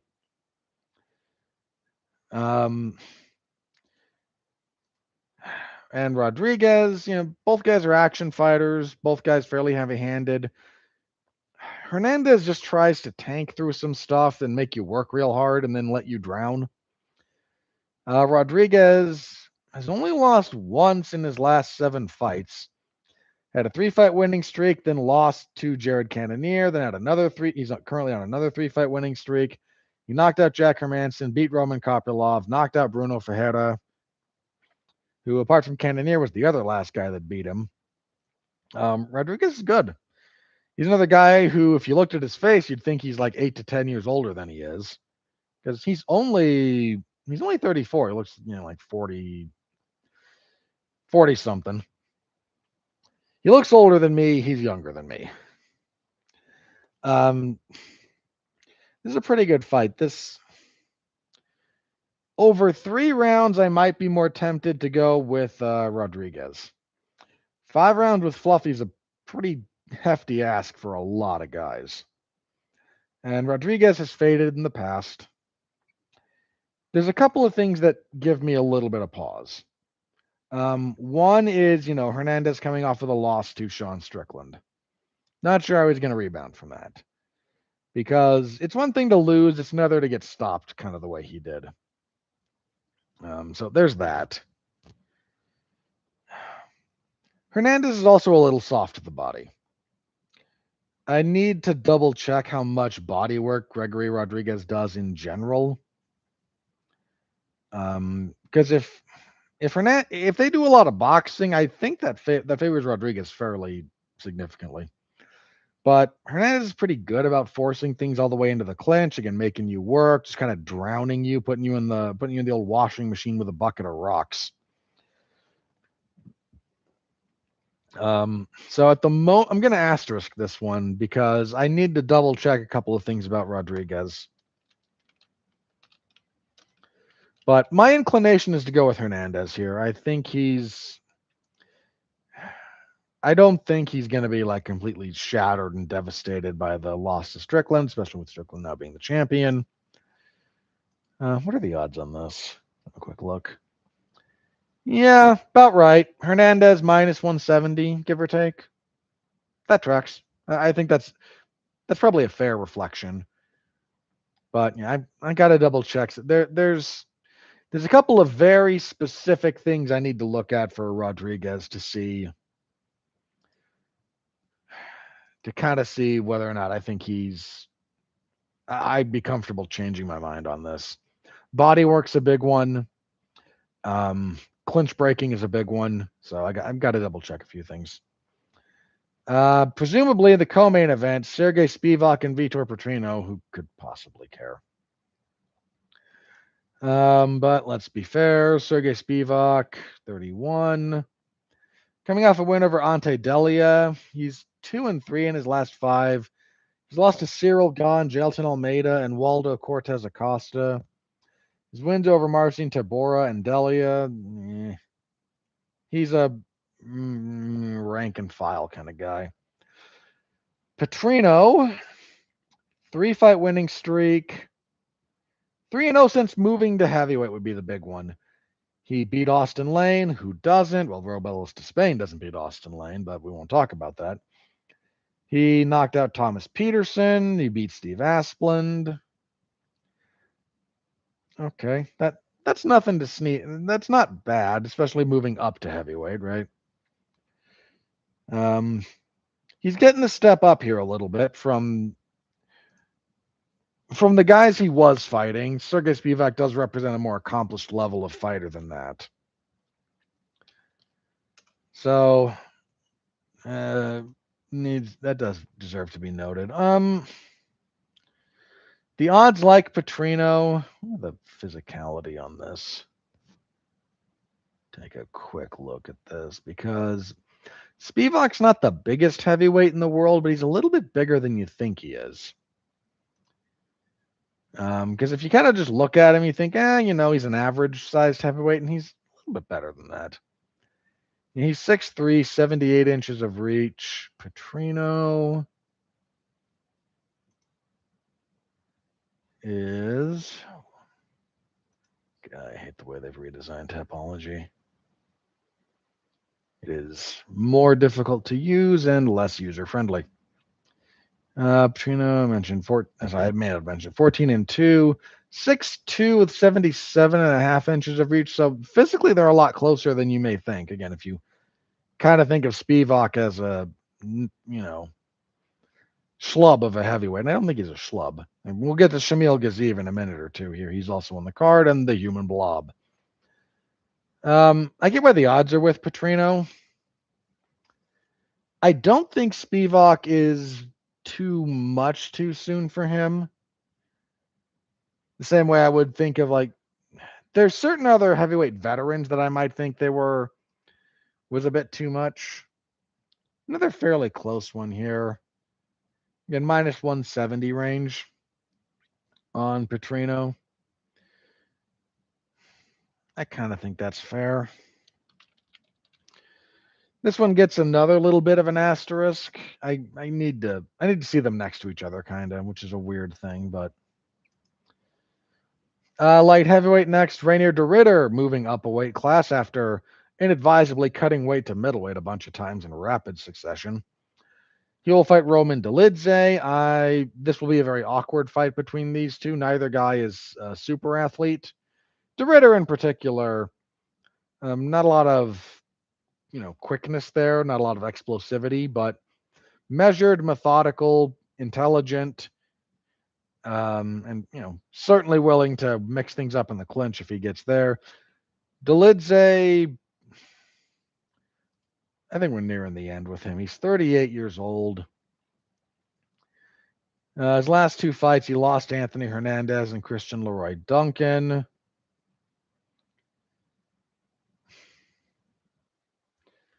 I don't know. I think he's just starting to wear down a little bit. And I'm inclined to go with de Ridder here. The odds are fairly heavily with de Ridder. I'm not sure I'd be super happy holding, almost minus 400 on that. But I do like de Ridder's chances overall. I think Dolidze will wind up trying to grapple with him a little bit too much, but that's one of those we got to wait and see. Okay. Decent. So de Ridder and Dolidze, I think, is a moderately interesting fight. I don't know how super exciting it's going to be, but Markel Medeiros and Mason Jones is actually a pretty good fight. Jones is on a good winning streak. His UFC record is only marred by a loss to Mike Davis, a no contest with Alan Patrick, and a loss to Ludovic Klein. After that bounced him from the UFC. He won a bunch of fights. He came back. And is 3-0 in the UFC since returning. He's on a 6-fight overall winning streak. 7? 3, 4, 5. Yeah, 7. He's beaten Jeremy Stevens, Balaji Oki, and Axel Sola. That was a good win over Sola, by the way. I think Sola was favored there, and good stuff from Jones. And Medeiros, let's see, 11-1-1, 9-fight winning streak. 3-0-1 in the UFC. He's coming off the draw with Chris Padilla, which I think was probably the fair outcome. No, I scored that for Padilla. Yeah, I was a little bit miffed by that one, maybe. But this is a good fight.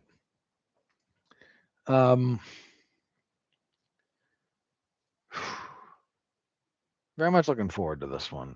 They're both younger. They're both action oriented. Jones may be a touch more well-rounded. Medeiros a better athlete a little bit. The odds, where are we looking at? The odds are with Jones. I wouldn't love another one. I don't love the odds in particular. You're looking at plus 220 on Medeiros, minus 280-ish on Jones. That seems a little heavy to me. I'm still going to go with Jones, but I would not love holding those. I think it's a little closer fight than that. Medeiros hadn't been blowing you away necessarily, but he clearly has a lot of the raw materials. Carly Judice and Jusilia Chavez. Let's have a quick look at you two. So Judice is 6-2. 3-fight winning streak. I think she's 3-1. Yeah, 3-1 in the UFC. She lost to Gabriela Fernandez, split decision. She beat Eunice Dubin, head kicked her in the first round. She beat Nicole Cagliari. She beat Juliana Miller. Chavez, who is Brazilian, so I think Chavez is correct. 7-0. She won her UFC debut. Yeah, she beat Eunice Dubin with a split decision.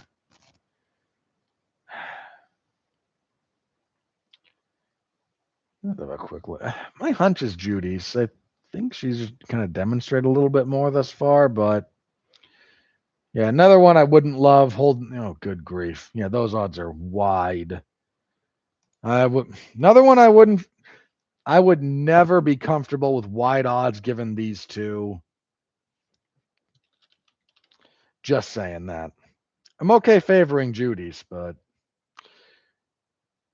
if you think she's like a minus 500 favorite here, you could be asking for a serious hurting because lower level women's MMA is wildly unpredictable. Let's see next heavyweight. Anthony Wint and Terrence Chetman. So Wint made a few bits of noise. He used to be a professional football player. He played for the Jets a little bit. He scored a very, very quick win at on the Contender Series just a couple of days ago, like last week. He's gone the distance once. I think everything else is a finish. Some of them later, but everything else is a finish.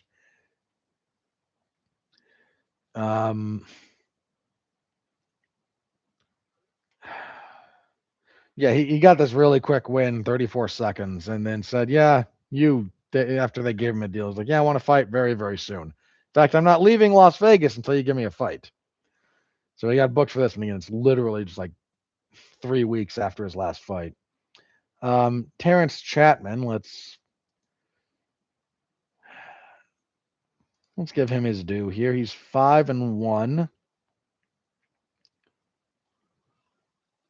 Lost to Myron Dennis, coming off a win over Juan Torres. He's mostly been fighting in Fury's a fine enough regional promotion.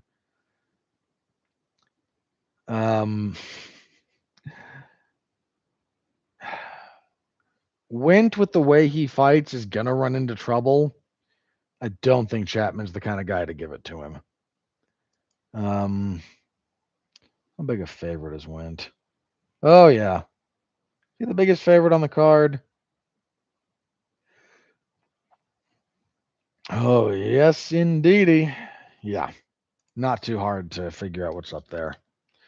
The UFC, they're trying with heavyweight, man. They are trying, and I give them some credit for it because the division needs help, and they might finally be in a place where I don't think heavyweight's going to be great in 27, but you give some of the young guys in the division 28 until like 28, 29. I think we're getting there. We may be in a spot where, again, right now, 3-4 years, it may be very, very healthy. Featherweight next, Jamal Emmers and Le'Veon Douglas. So Emmers, 37. That's giving me a little pause. He has a solid enough UFC record. Been in the UFC for a bit. Came in with a loss. He's been trading wins and losses most of the way through this. He lost to Giga Chikadze. He beat Vince Cachero. He lost to Pat Sabatini. He beat Hussein Ashkabov. He lost to Jack Jenkins. He beat Dennis Bazukia. He lost to Nate Landrer. He beat Gabriel Miranda. Then he finally got a winning streak. He beat Hader Emil his last time out. So Emmers is certainly not a bad fighter. Unfortunately for him, I think Le'Veon Douglas is actually really good. Is pretty good. Douglas is 14-5. He really messed a guy up to get into the UFC, the Contender Series, and he's coming off a really solid win over Julian Erosa. Emmers is no gimme. Neither was Erosa, but I was fairly impressed with what I saw Douglas have to offer. So I'm gonna go with Douglas here. I think Emmers is gonna give him the kind of fight Douglas tends to win.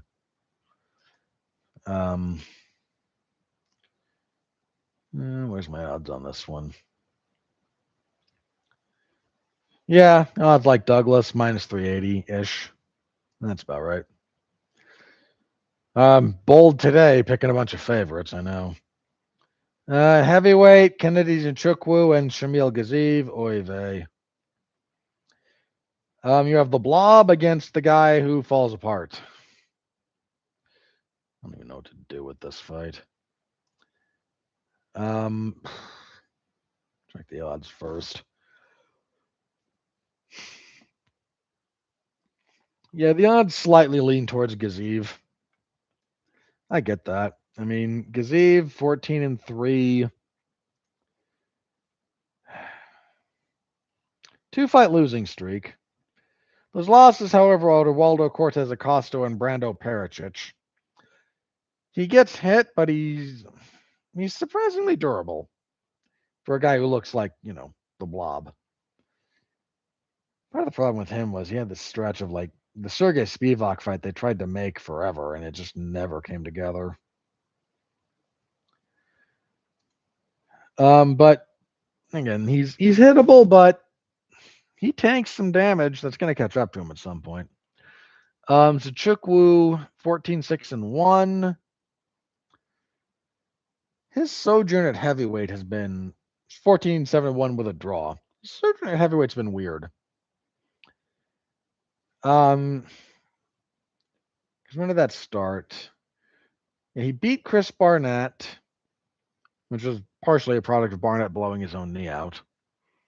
He beat Łukasz Dreszki. Okay. Gets looked by Walter Walker, which, I mean, I get it, but it's coming off a draw with Buchecha, which that's a weird one. Because Buchecha has been distinctly unimpressive in MMA in general and the UFC in particular. Part of the question here is like, do I think Gaziev's chin is shot? Because he's taken some damage his last couple of fights. When Nchukwu's measured, he's good. He's got some pretty decent long weapons, pretty solid power. Not quite as much at heavyweight as he had at light heavyweight, but he's got okay power. Willingness to use elbows in places that are, nice. He just kind of gets stuck thinking through a lot of things. And when put on the back foot and put under serious pressure, his game cracks a bit.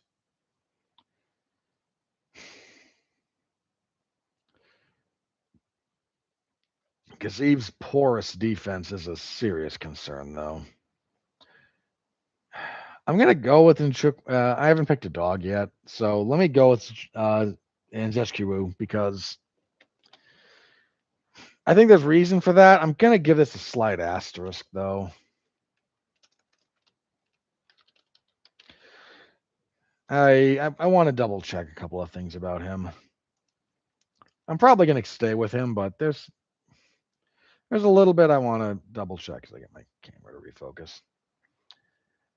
We got a pretty decent fight here next. Chris Padilla and Nasrat Haqparast. So I think Haqparast is coming off of the loss to Quillan Salkeld. Yeah, that brutal head kick, which ended a 5-fight winning streak for him, which is not a bad. There were a couple. Which one of those did I think he lost?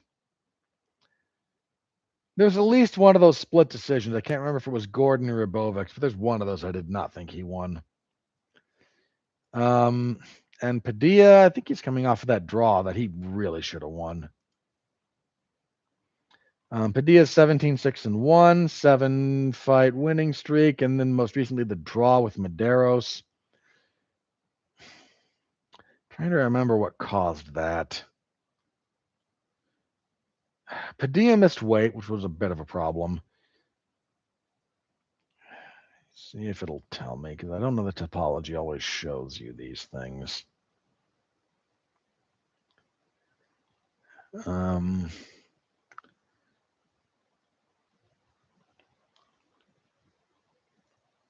Yeah, just tell me if there was a point deduction.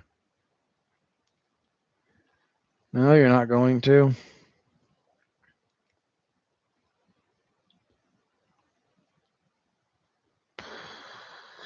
That's disappointing.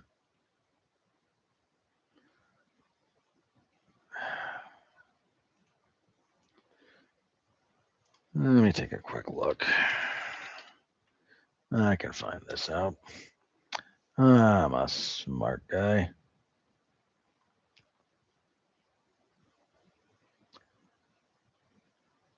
Yeah, Medeiros cost himself that. Yeah, that was how that went.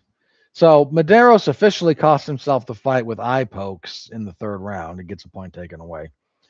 The problem was I thought Padilla had won 2 rounds. I may have given him all 3, but I know at least 2. So I actually thought he should have won the fight.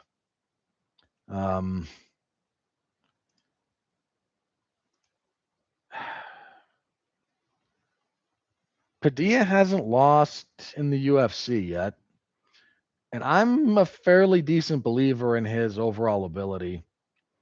Haqparast is certainly a very capable fighter, but I'm kind of on the Taco Padilla appreciation train, if not the full on hype train yet. Odds are super close. This is a pick 'em in a lot of places. That's fair. I got to be honest. Part of this is I'm not sure how Haqparast is going to respond to getting flatlined. I mean, Saul killed turns out is really good, but that can still mess with you. Featherweight next, Marcio Barbosa and Ryan Coos.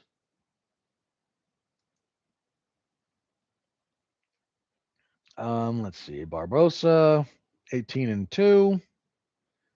5-fight winning streak coming into his UFC. No, he won his UFC debut. He beat Dennis Bazookia, which seems like a given at this point for a lot of guys. Back in April, so solid. Coos, 9-2. I believe this is his UFC debut. Oh, sorry guys. I am a little bit tired. It's coming up on 1:30 in the morning here, and I'm just a maniac who does this at this time of night because it's the least disturbing to everyone around me. Let's see. He's coming again. He's got an okay winning streak. Yeah, a couple of fights. He lost to Cameron Smotherman in 24, though.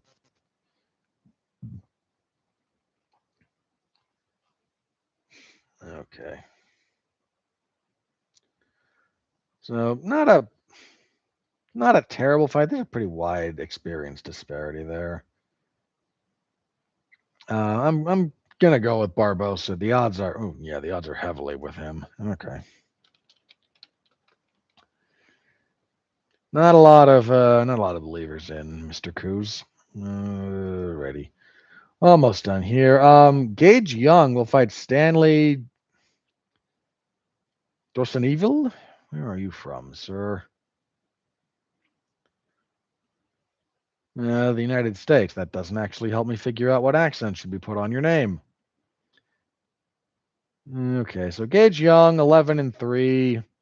What, 2-1 in the UFC? Yeah, lost his debut. 2-fight winning streak since then. He beat Mahashate and then got a split decision over Thiago Moises that was a tad dubious. I think I did score it for him, but you absolutely could have given that one to Moises. He was supposed to fight Cody Steele here. How long ago did that fall out?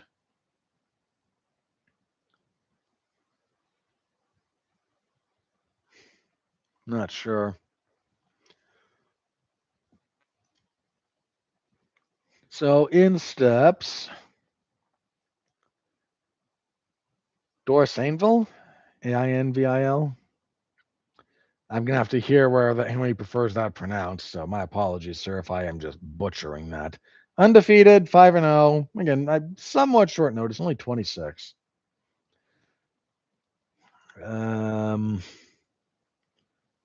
Had some wins through the LFA. Yeah, respectable 5-0. Nothing serious. It's not too hard to tell that this wasn't the originally intended fight. Not the end of the world. These kind of things happen. This being somewhat short notice, I'm slightly more inclined to lean towards Young. Odds are very close.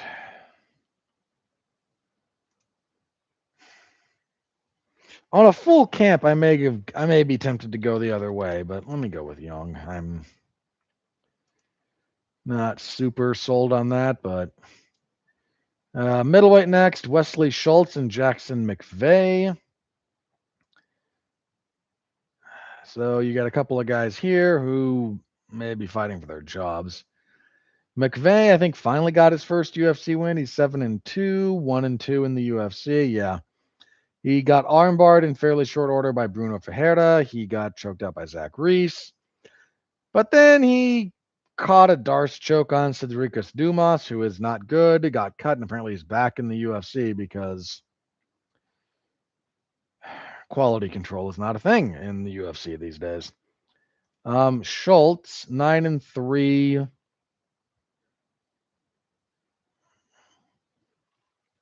He's what, 1-1 in the UFC? Yeah, he lost to Damian Pinos, which is a loss that's aged okay. He beat Ben Johnston his last time out. He was struggling a little bit there and caught a guillotine in the third round. I don't know about this one. I genuinely don't know. McVeigh's big for the weight class. I don't know that Schultz is. How big is Schultz? He's only 6'1", which for middleweight is not that big. 77 inches of reach again, 6'1", and McVeigh. Let's have a look at you, sir. Assuming this actually catches up to what I tell it to do.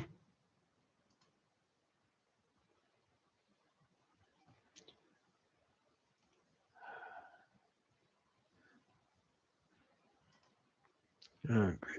Yeah, I do not love what topology has turned into presentation-wise. Yeah, McVeigh's 6'4", with 77 inches of reach. So there is a bit of a size disparity.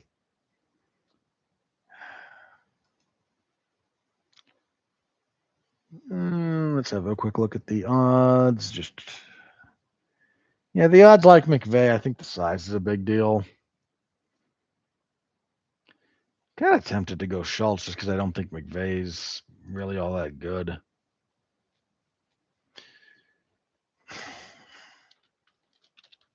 Let me go with Schultz, but I'm going to give myself the caveat that I get to see them next to each other and maybe change my mind. And kicking everything off, we have Elise Reed and Chanel Dyer. Dyer 7-1.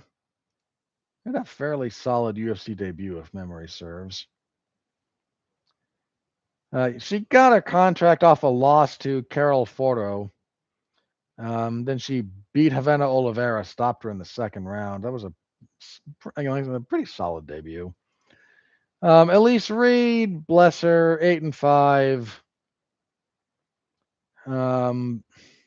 4-5 in the UFC. Kind of just traded wins and losses for them. Yeah, the entire time actually. Coming off a loss to Denise Gomes. Dyer's the thing they're kind of trying to push. Reed, at kicking distance, Reed may give her something to think about, but the odds are pretty heavily with Dyer, and I completely understand why. So that is the fight card as it currently stands. I will have coverage Saturday, of course, in the MMA zone of 411mania.com. Stop by, say hello. Y'all know the drill. I hope to see you there. All right, let's get on to some news as quickly as is expedient. If my fingers will stop being stupid. So last night on the UFC 330 broadcast, we revealed the entire card for UFC 333. This will be coming our way from Abu Dhabi again. And you know what? What we know of this card has some really good stuff. Main event for the featherweight belt, Alexander the Great Volkanovski. Love that man. Defends against clear number one contender at this point, Movsar Evloev. Great fight that should happen. Some very interesting fault lines there too. Evloev just relentless pressure and wrestling. I'll say this: if Evloev strikes with Volk as much as he tried to strike with Lerone Murphy, that will probably go poorly for him. Volk's more active than Murphy, and that was a big component there. So early hunch right now, I like Volk, but the fight that needs to happen, and in fairness to, again, my unabashed fandom of Volkanovski, is kind of starting to push the age limit of, how reasonable we can expect someone to beat top contenders anymore. Co-main event for the bantamweight belt, Petr Yan and Merab Dvalishvili for the third time. I saw someone mention this is a little bit odd as far as trilogies go because neither of their first two fights were all that competitive. Merab handily wins their first fight. Yan handily wins their second. Frequently, whoever wins the second tends to win the third under those circumstances, statistically at least, but it's a good fight. It's a really good fight. I'm not going to complain about those two going at it again. I don't know where to lean on that one. I am really unsure. That's going to take a little bit of thinking and tape study. Also on the card, another good fight, Lonnie Kavanaugh and Ramazan Temirov. That's a very relevant flyweight fight. Things get a little dicey with Azamat Mirzakhanov and Dominic Reyes. I just don't care about either of those guys very much. Grant Dawson and Nurulio Aliyev is actually a pretty good fight on paper. Also, we have Alexander Volkov and Rivzan Kuniev. That will not be very good. Arnold Allen versus Aaron Pico is a good fight. Nikita Krylov and Abdul Rahman Yakhyayev. Meh. And Abu Smagomedov and Cameron Roston. Meh. So, let me see. Let me count the fights. That may be it. I think that was the whole card. So 1, 2, 3, 4, 5, 6, 7, 8. No, it's only 9 fights. I doubt we're going to get another main card fight. We'll probably fill that out a little bit before it's all said and done, but that is a good card. On paper right now, UFC 333, that is October 24th. Thumbs up, man. That's a good card. That's a very good card. Speaking of cards, I can almost get out of here. The UFC also has some news related to UFC. You may have mentioned that was 333. We do know a little bit about UFC 332. Not a whole lot, but a little bit. This will take place October 3rd in Salt Lake City. So, if I can wrangle myself a laptop, I may apply for media credentials just to say I did it once. Probably get turned down because the UFC is the UFC, but I've never even tried. And they're literally in, not my backyard, but Delta Center is, an hour away from me, maybe, depending on traffic, give or take. We don't have a lot of fights for this yet. We only have a few. But they kind of go as follows. Johnny Walker and Mick Parkin. Bleh.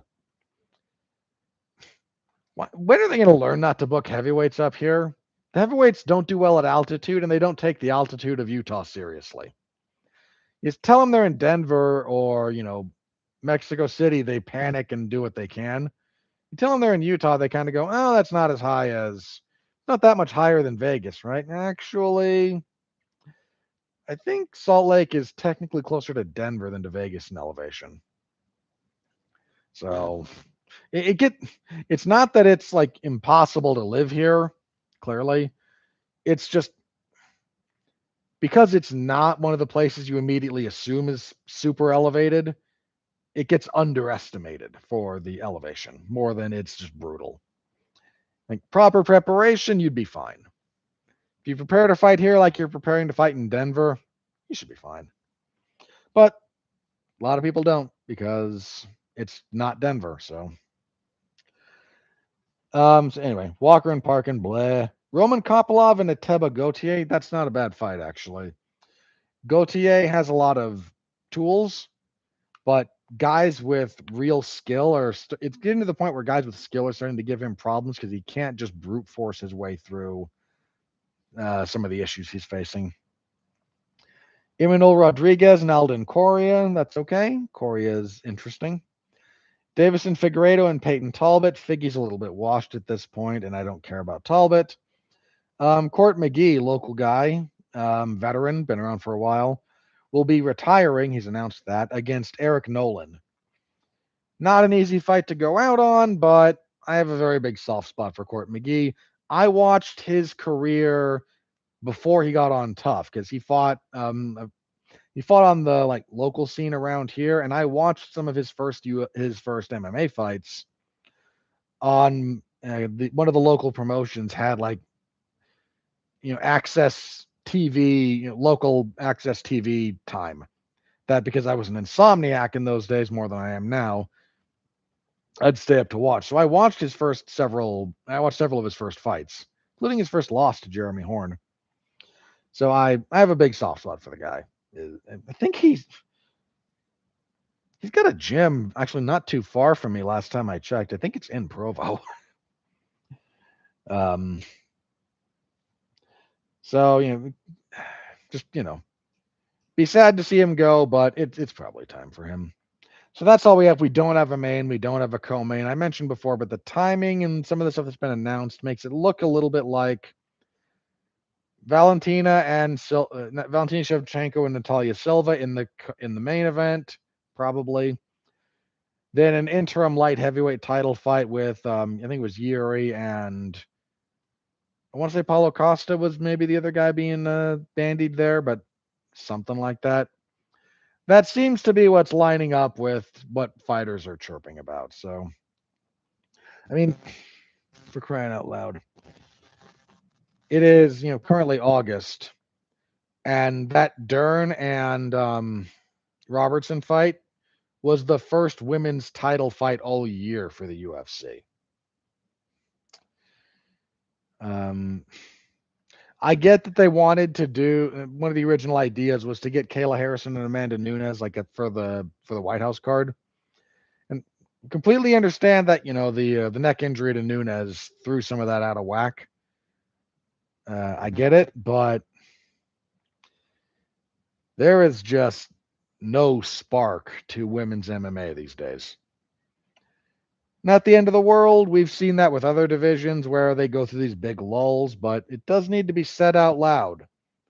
Not a lot of interest, not a lot of momentum going on there right now. In fact, hypothetically, if Kayla Harrison beats Amanda Nunes, not a given, but if she does and then says, yeah, I'm done, what the heck does women's bantamweight have to offer?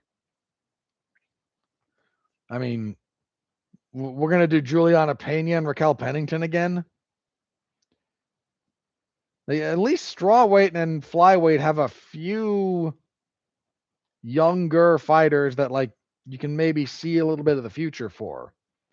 I don't think bantamweight has that right now. I'd have to double check, but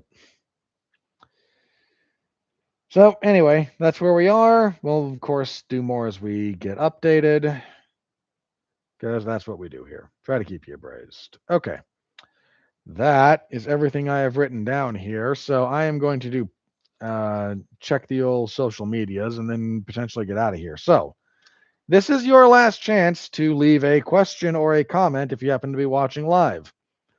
Throw it into the chat. I will do what I can to answer it. That's always my policy here. If you got something more than a long string of obscenities and insults, I will address it. So let's have a quick look, see if anything's broken.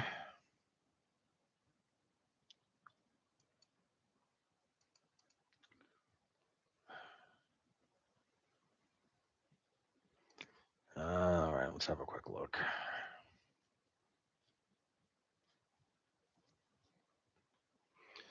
I don't think we've had anything here.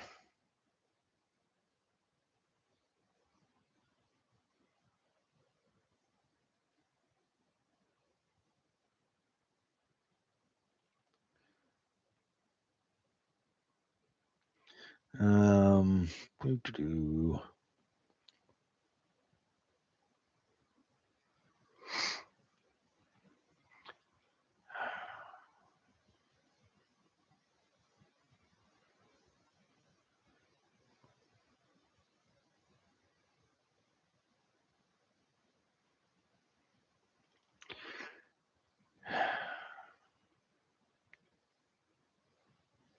Yeah, I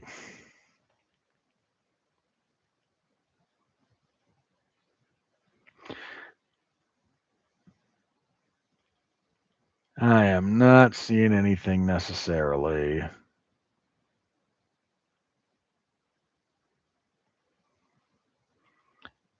That I think is going to warrant a lot of interesting discussion here. That's going to keep me from going to sleep. Certainly nothing MMA related, though, the news of the world is always tragic and heinous these days. I mean, they announced earlier today Hayden Panettiere died, which I was never exactly the world's biggest fan of hers, but she's only 36. They're younger than you and they start dropping. No me gusta. All right, let's do plugs then and get out of here. So, Monday, over on Damn You Hollywood, I will be reviewing The End of Oak Street along with my friend Mark Radulich. Anyone else scheduled for that? I don't know if. I think it's just the two of us. So last week, Mark and I reviewed Soulmate, which no one saw or cared about, which is fine. It's not very good. Listen to the review. We have a good time talking about it. This week, we'll talk about The End of Oak Street, which I have not seen yet. I will see it tomorrow before we review it, but Mark apparently loved. So we'll see. That means we'll either have very little to talk about because we both enjoyed the movie, which just leads to less, not no interesting discussion, but, we tend to find a lot of stuff to talk about when either one of us likes something and one of us hates it, or we both hate it. If we both like it, it's kind of generally pleasant. And this is the internet. There's no place for generally pleasant. That's no one wants that here.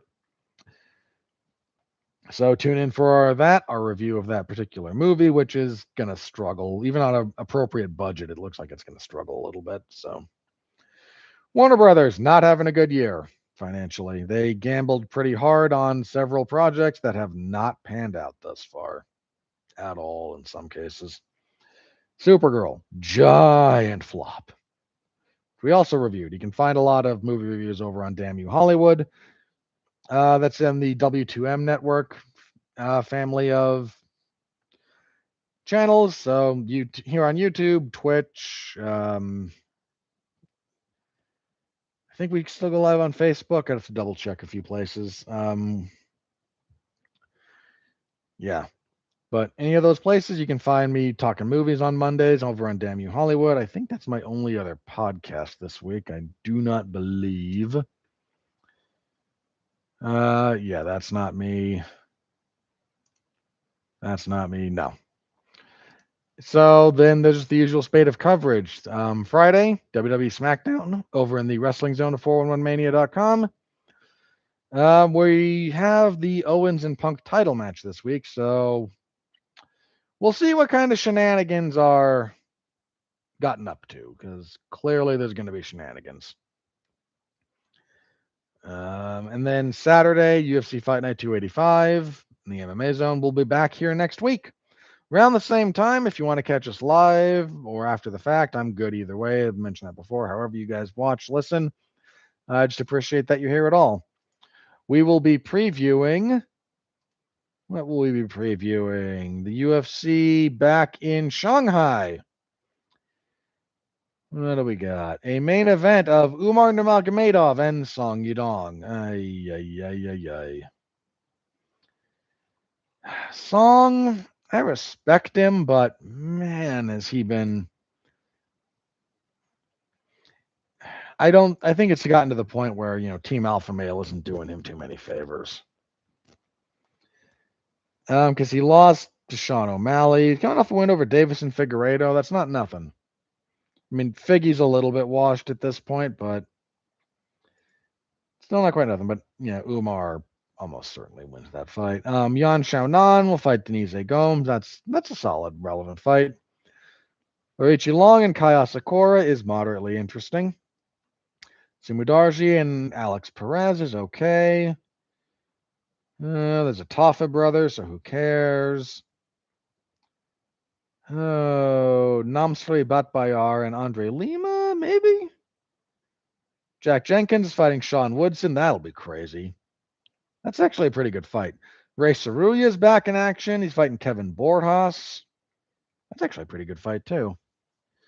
Shangxing Yan is getting another crack against Julia Polastri. That she should win that, but she had some real struggles in her debut.